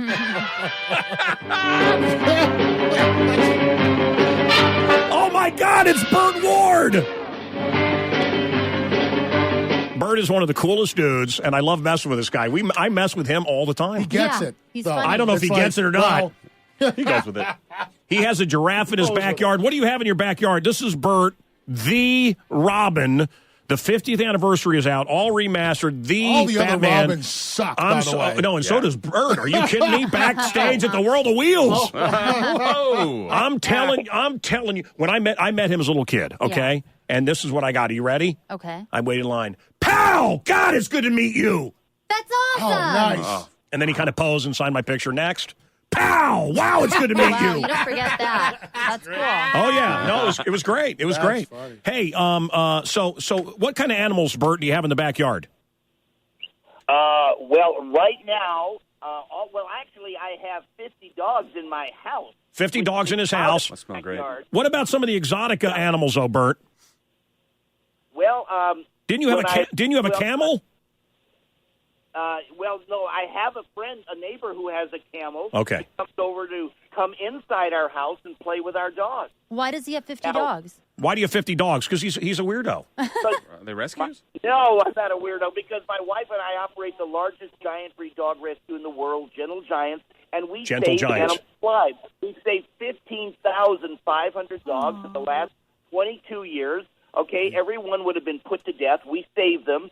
We pay for all their medical. We do everything, and then we adopt them into a safe, loving home. But in the course of that going on, they're all living in our house with us. So we have a big family of 50-plus canine kids. He has one dog that's 25 years old. That's unheard of, It's guys. like the oldest dog in America. Hey, listen. I want to. Actually, Yeah. we have a bunch of them. On Inside Edition last week, they featured Tara, who's 25 and a half, going on 26. But right now, we have 24 of our dogs that are 15 to 26 years of age, and these are giant breeds that only live 7 to 9 years. So what do you do? Everyone has already leveled. What do you do? What do you feed them? What do you feed him? We feed them Gentle Giants. We are a nonprofit. It's a nonprofit deal. He's got dog food. And you can go to gentlegiantsrescue.com. Now, if you're a dog lover, you want to help out, maybe there as well. Okay. I want to tell you something. Okay. We have all these people in here. Most of them are miserable. Look, in life, most people are miserable. Yeah. TV's no different. When you meet these boyhood heroes, I mean, I got a chance to get high with Bob Denver over and over TV's Gilligan. Wow. William Shatner's in my wedding. He was there with me when my twins were born. This is Captain Kirk. You're best friends with Mr. T. Mr. T and I go to church every Sunday. We go over to Harvest with James McDonald, okay? Listen, the fact that I've used this show to be able to meet my boyhood heroes. Right. Lee Majors and I went out to dinner. Yeah. I took Burt Reynolds and Dr. Smith from Lost in Space out to dinner. That's amazing. Nice. Wow. Okay, I'm just saying. I want to tell you something. A lot of these people are just miserable sea suckers, okay? Right. They haven't done anything. Mm-hmm. They're miserable. And, you understand, these guys, like Batman's on TV forever, he's not getting money. Things are different now. Yeah. Grandpa Munster, the Munsters, who was in my wedding as well. You remember Grandpa. That's right. Used to do the two-finger swipe between your legs all the time. That's right. And I said, you're gonna get sued. He said, yeah, let him sue me. I made $800 a week and no residuals. Wow. He made $800 a week and never got another dime for the Munsters. Sad. So anyway, a lot of these people are miserable. Let me tell you about Burt Ward. Yeah. He is the happiest human being I've ever met. This is Robin Yeah. from Batman. You can see it on MeTV. By the way, your kids today will love it. It's bright and it's fun and it had the best actors on TV. And you can see that Roddy McDowall had the biggest penis in history.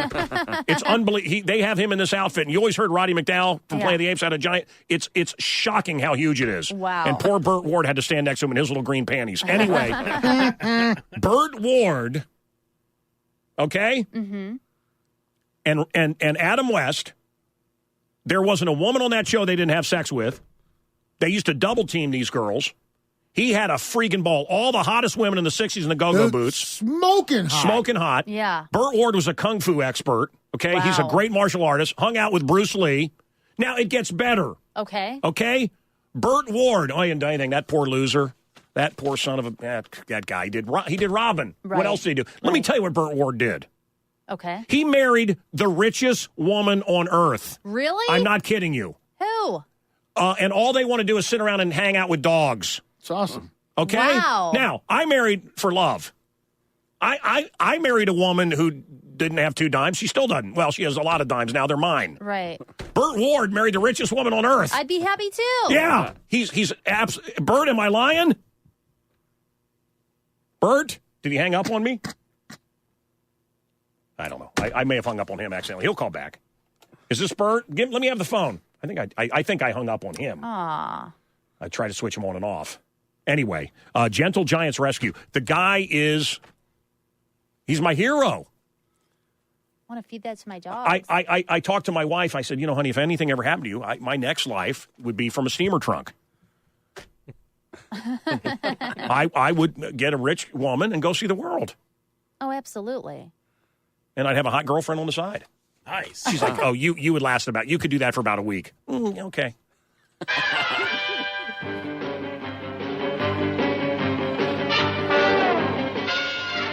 I mean, I'm married for love. I can be miserable with a rich girl, too. You know what I mean? That guy's a stud, man. I sat with, out at the Rosemont, I sat with him and Adam West, TV's Batman. Yeah. I mean, the true Batman is Adam West. And he still talks like this.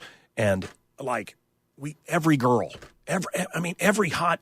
Yeah. We double-teamed her. We did her on the set of... We did her at the Joker's lair. Of course they did. Wow. And they're, high-fiving each Yeah, other. there were always hot blondes and and what they would do... the gang. The gang. The Joker's entourage. And what they would do is they would sit and look at all the resumes. We'll do her. We'll do her on Tuesday. Wow. We'll put her as one of the Penguin girls. And then, okay, look at this girl. Yeah, I want to bang her. Oh, Bert, you love your brunettes. Wow. That's how we get our interns here. Wow. Ladies and gentlemen, Otis Wilson. Otis, welcome to the program. Hey, gang, how you guys doing? I know it's a rough day for you, sir. Otis Wilson. Lost not only a coach, but a good friend.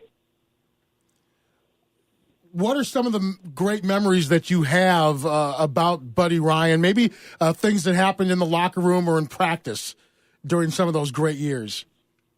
Well, first of all, Buddy was a great defensive genius. And, Buddy, number one, would never call you by your name. He would all call everybody by numbers, like 55 or 50 or whatever.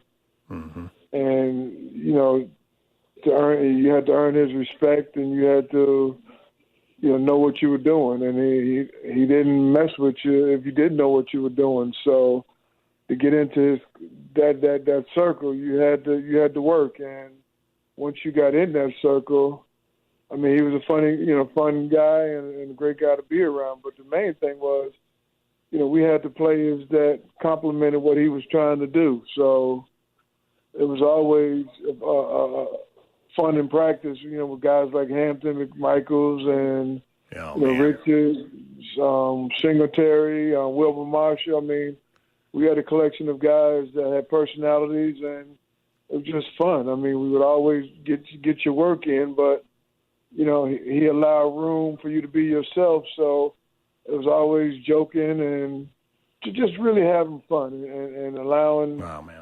his system for us to express who we were as athletes and person-wise. Singletary, this tweet just went out. Mike Singletary, he just mentioned him. Without Buddy Ryan, I'm just a guy. Otis Wilson joins us, number 55, the famous linebacker from the Bears. And tell the story, a somewhat famous story now at this point. It's the day before the Super Bowl. The day before Super Bowl 20, you find out that Buddy Ryan is going to leave to coach the Eagles, and he gives a little bit of a speech the night before. Can you tell us about that and what happened? Well, number one, didn't nobody know he was leaving until other than Gary and Mike Dicker. Those are the only two that knew. We never knew it. I mean, when he came in there and we usually watch film the night before the game and go over last-minute details. He came in and said, you guys, I love every one of you guys. You guys are my heroes. And he was kind of choking up and crying. And everybody kind of looked at one another, but we kind of looked at that as, being emotional, getting ready for the biggest game of your life. I mean, we didn't put 2 and 2 together because we didn't know what was going on. So nobody knew. And Gary kept a a poker face. He didn't tell nobody. He didn't say anything. We didn't find out till after the Super Bowl, but, you know, we went out in style. And what do you think? Was so special about? Because he never won another playoff game. He never won a playoff game with the Eagles. He wasn't terribly successful with the Cardinals. Very volatile when he was with that Bears organization was special. But there was just something that clicked, and he had a real tough time. Him and Mike Singletary didn't get along very well at the beginning. He was really tough on Singletary. But what's the question? Let me say this, and the question, I understand what he's trying to say, but the thing of the matter is, Buddy never had the players that he had here. You can take that system anywhere in the world, and it'll never be ran, it'll never be played like it was with us. And you got guys like Dan Hampton, Fridge, Steve McMichaels, Richard Dent, Mike Singletary, Wilbur Martin, Todd Bell, myself. Should I go on? I mean, oh man, we were a special group of people that, number one, you had Buddy got our respect, and he respected us. He allowed us to be who we were. He put a system in place that got the talent out of us. And if he would have stayed, and I understand everybody wants to be a head coach. Nobody wants to be an assistant. Nobody wants to be a coordinator. Everybody's goal is to be a head coach, like a player's goal is to win a Super Bowl. So that's why I understand him leaving to be a head coach, because that's what he wanted. But if he would have just stayed, I guarantee we would have had 3 Super Bowls in a row. Wow. Had he stayed, they would have had 3 Super Bowls in a row. That's my friend Otis Wilson. And one person who has stayed is Otis. You still see him around town all the time. I know it's a tough day for you, Otis. Thank you for giving us a couple of minutes. Crazy that he would even do that. He's been very good to us. Thank you. We know it's a brutal day. Thank you, sir.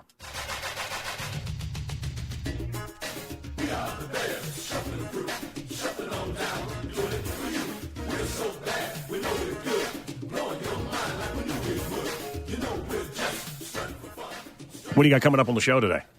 I've got 97 minutes commercial free. Oh, nice. Oh, God, you know what? That's awesome, that's man. really It's 2 for Tuesday. That really is the best, Man, Pike. it's That 2 is the for best way to hear Tuesday. Pike. Everything better in pairs. That is the There you best. go. That is the best way to hear Pike when he can't talk. Right, absolutely. When the format forbids him from talking, that really is the best time to listen to Pike. 8 seconds. John, hello. 8 seconds. John. Mancow, love your show. We're running out of time, man. Tell me your one-night stand.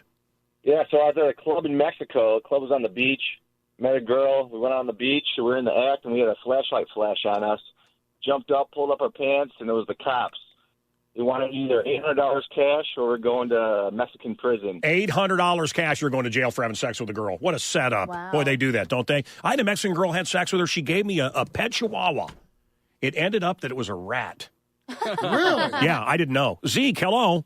A tailless rat. Be Mancow, careful. love your show. Bit my kids, too. It was Zeke, hello. Mancow, love your show. Thank you, brother. So what happened? I went on a date with this girl in a wheelchair. Okay, wait. Zeke? Yeah. This is, just know, if you tell it right, you've already won Front Row Guns N' Roses. Oh, my God. This is a Mancow classic. You stole it from me. That's okay.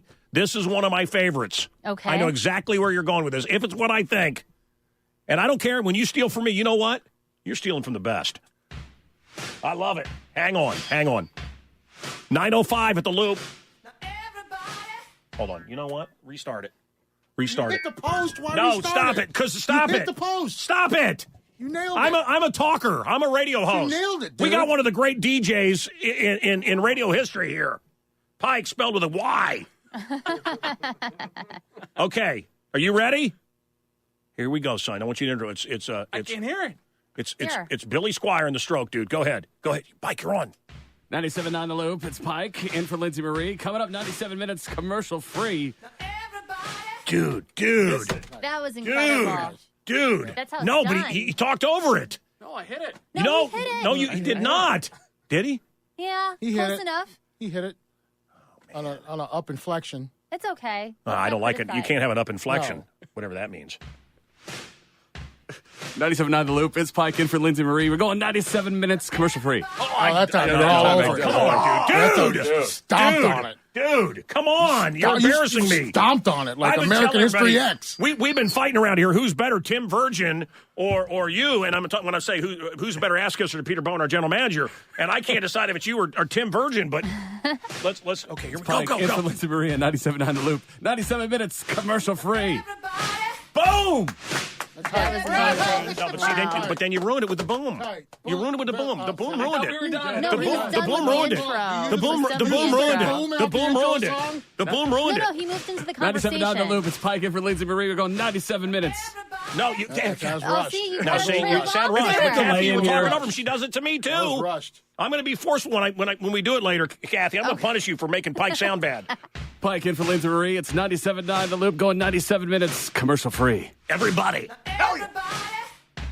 See, you fixed Who said yeah? Yo, did you hear that he went? Oh, we went way to DJ voice on that one. Did you hear that? I did. I want you to his ear. Listen. Listen to me. I want it to end with everybody. That's my request. The last thing you say, everybody. Okay. Here we go. 97.9 The Loop. It's Pike in for Lindsay Marie. We're going 97 minutes, commercial free. Everybody.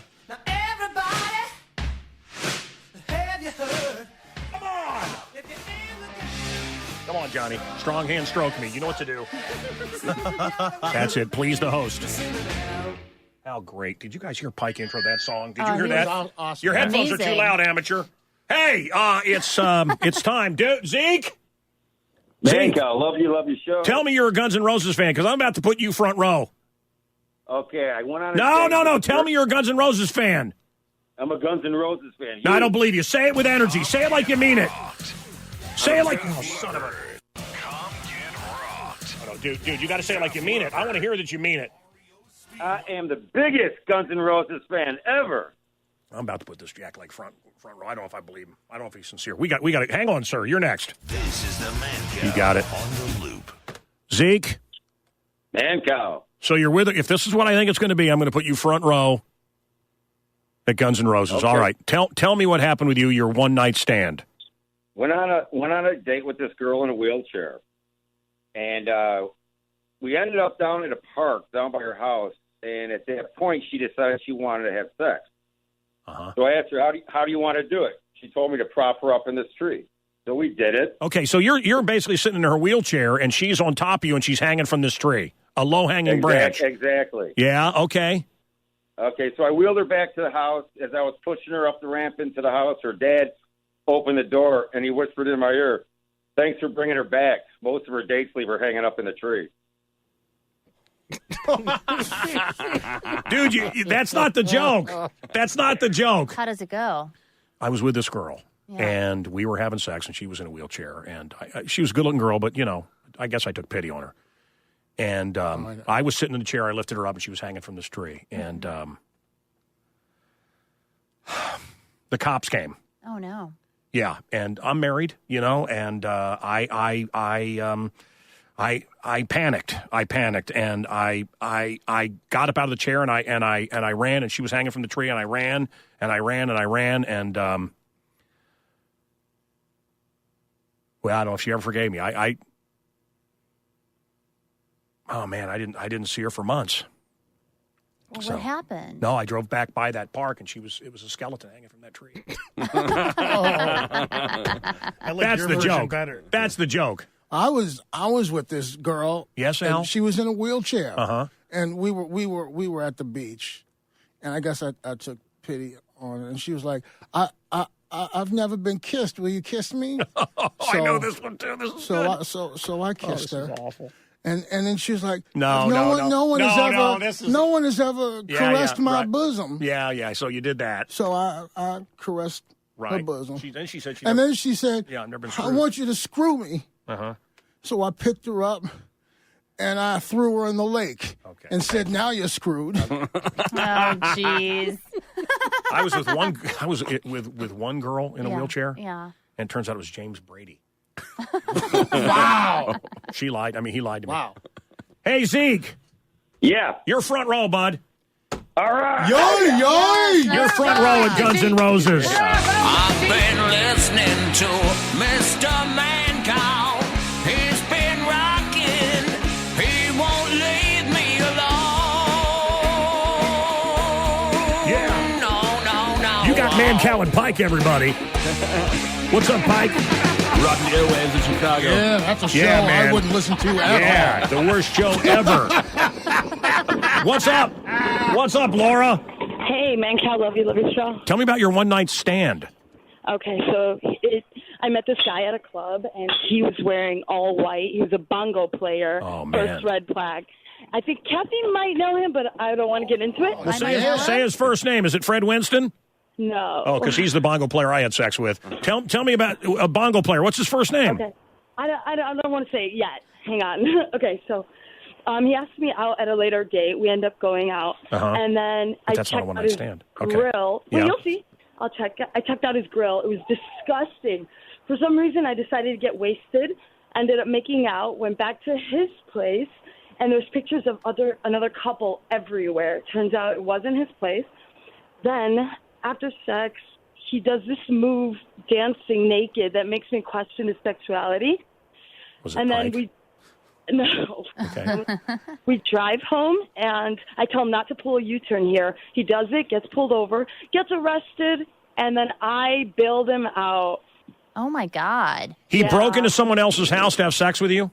Or it was somebody else's house? I think it was his friend. Okay. All And right. what All was the right. guy's name, first name? Or is he short and stout? No, he's skinny and has like a mohawk. Starts with an M. Oh, ends with I know exactly who she's talking about. Did you sleep with him too? No. I can't give too much detail because I'll make it obvious. But I know exactly who he is. Is he creepy? Very creepy. Bongo, bongo, bongo, I don't want to leave the Congo. Oh, no, no, no, no, no. I love how she assumes, like, well, it was a bongo player, so. Bongo, bongo, bongo, I'm so happy in the jungle. John, hello. What's your story? Your one-night stand story. John in Schaumburg, hello. Goodbye, John. James, hello. James, hey, what's up, man? James! Mancow. How are you? I'm good. Love your show. Go ahead, tell me your story. All right, so last night I was having kind of a weird night, like talking to some ex-girlfriends and stuff out of the blue. My friend, a woman, calls me up out of the blue. I got 2 questions for you. No problem. How do we get cheap tickets to Great America? I'm like, I don't know. Look online. Second question. Oh, by the way, I'm getting married tomorrow, so I'm thinking she wants me to, stand up in her wedding because I'm friends with her and her fiance for years. She says, well, my my fiance's at work until midnight. Can you come over before I'm a kept woman and, give me a good time tonight? I've been fantasizing about it. Oh, that's awesome. That's awesome. I had that happen with me. Yeah. A girl named Michelle. Wow. And, man, it was incredible. You'll never believe what happened. Well, what happened? Her marriage didn't last. no. Rob, hello. Okay. Let's go to, Naomi. Naomi, you already won. Hang on. You already won something. Penelope, hello. Something's going on with these phones, guys. Penelope! Yo! Okay, what's up? This is Penelope? Okay. We're going to make this fast and short, all right? I called off my wedding. I had to stand to be a bridesmaid in another wedding. Go take a limo. We'll go downtown. Of course, we all get completely wasted. I told my friends, I'm going to have a one-night stand. They're all going, no, you'll never do it. I go, yeah, I'm going to do it. Bring this guy, which I happen to know, kind of, back to my apartment. I was so drunk I passed out. I wake up in the morning and figured, why not go at it again? So after I went at it in the morning, you know what he tells me? Nothing happened last night because he passed out. Man. I not only had a morning stand, I walked the shame out of my own place and left him there. That's funny. Erwin, hello. What happened? Hey, man, Kyle, love your show. Hey, Thank you, man. Yeah, one Friday night I was riding my Harley down in the city there over by Wrigleyville and stopped at a light there, and an attractive black woman shouted at me, hey, give me a ride. So I picked her up. We spent the weekend at a hotel. She was my chocolate eclair. I was her creamy filling. I don't know if I'm turned on or repulsed by this story. I'm a half man. Yeah, that laugh made it creepy. Okay. Yeah, that did. That did it right there. Bad strip club. They don't look like the girls in a Motley Crue video. They look like Motley Crue. Oh, that's a Bad strip club. It's take your child to work day. Bad strip club. pause this. The dancers have great relationships with their father. He's the By the way, no. We decided to use real strippers. Right. This is signs you're in a bad strip club. Each one of these they read about 50 times to get this. It's unbelievably awful. Signs you're at a bad strip club. Bad strip club. The strippers are hot and bothered because of menopause. Bad strip club. You've been there 4 hours and have yet to hear cherry pie. That was Kathy. Bad strip club. The girls can pick up dollar bills off the stage without using their hands or squatting. Bad strip club. For an extra $5, your stripper will let you touch her C-section scar. Bad strip club. The girls dance to Mumford & Son. Bad strip club. You meet the club's featured dancer at the urinal. Bad strip club. Before a girl can give you a lap dance, you have to buy her dinner and meet her family. Bad strip club. The pole is actually just an exposed sewage pipe. Oh, wow. Oh, man. Oh, man. You love strip clubs, right? Oh, I love them. I know you do. Industrial strip, where do you go? I like VIPs and Pink Monkey myself. Pink Monkey. Yeah. But they're not fully naked there. Well, Kathy, not on why stage. do you know this? I've heard. I've never seen you in there. That Pike, God, he's good. I've never seen you in there. Well, it's been a while since I've been there, Pike. Oh, okay. Been a while since you had to work there. Did you have sex with Meghan Trainor? That's the rumor. No. Okay. I did ask her out. What? I did ask her out.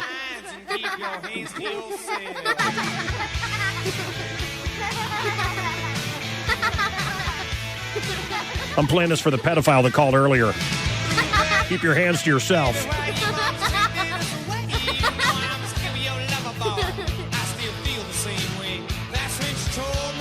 Do you know you shouldn't eat your weed? Really? Do you know that that's all edibles are? No. Listen to this. If the cops are after you and you eat your weed, do you know? Look, here's the deal. It's a misdemeanor to have weed. If you eat your weed, it's tampering with evidence, and it's a felony. Oh, wow. That's interesting. Don't Never eat thought of your that. weed. And in fact, a couple of lawyers have put out a song. Tampering with evidence doesn't make any sense. Let the cops find your weed. There's a kind of probation. Two lawyers saying, don't eat your weed. A felony for tampering with... I told you one time a cop said, hey, what's your name? I said, Mancow. He goes, is that your real name? And I said, well, no, my real name's Eric Muller. And he threw me to the ground and handcuffed me till my wrists were bloody. Oh, my God. Because I was tampering with an investigation and lying to a police officer. Wow. Yeah, bastards. Yeah. This has been the Mancow Morning Show podcast. You can actually be part of this cluster by calling the show when it's live. Weekday mornings 5:30 to 9:30 on 97.9 The Loop.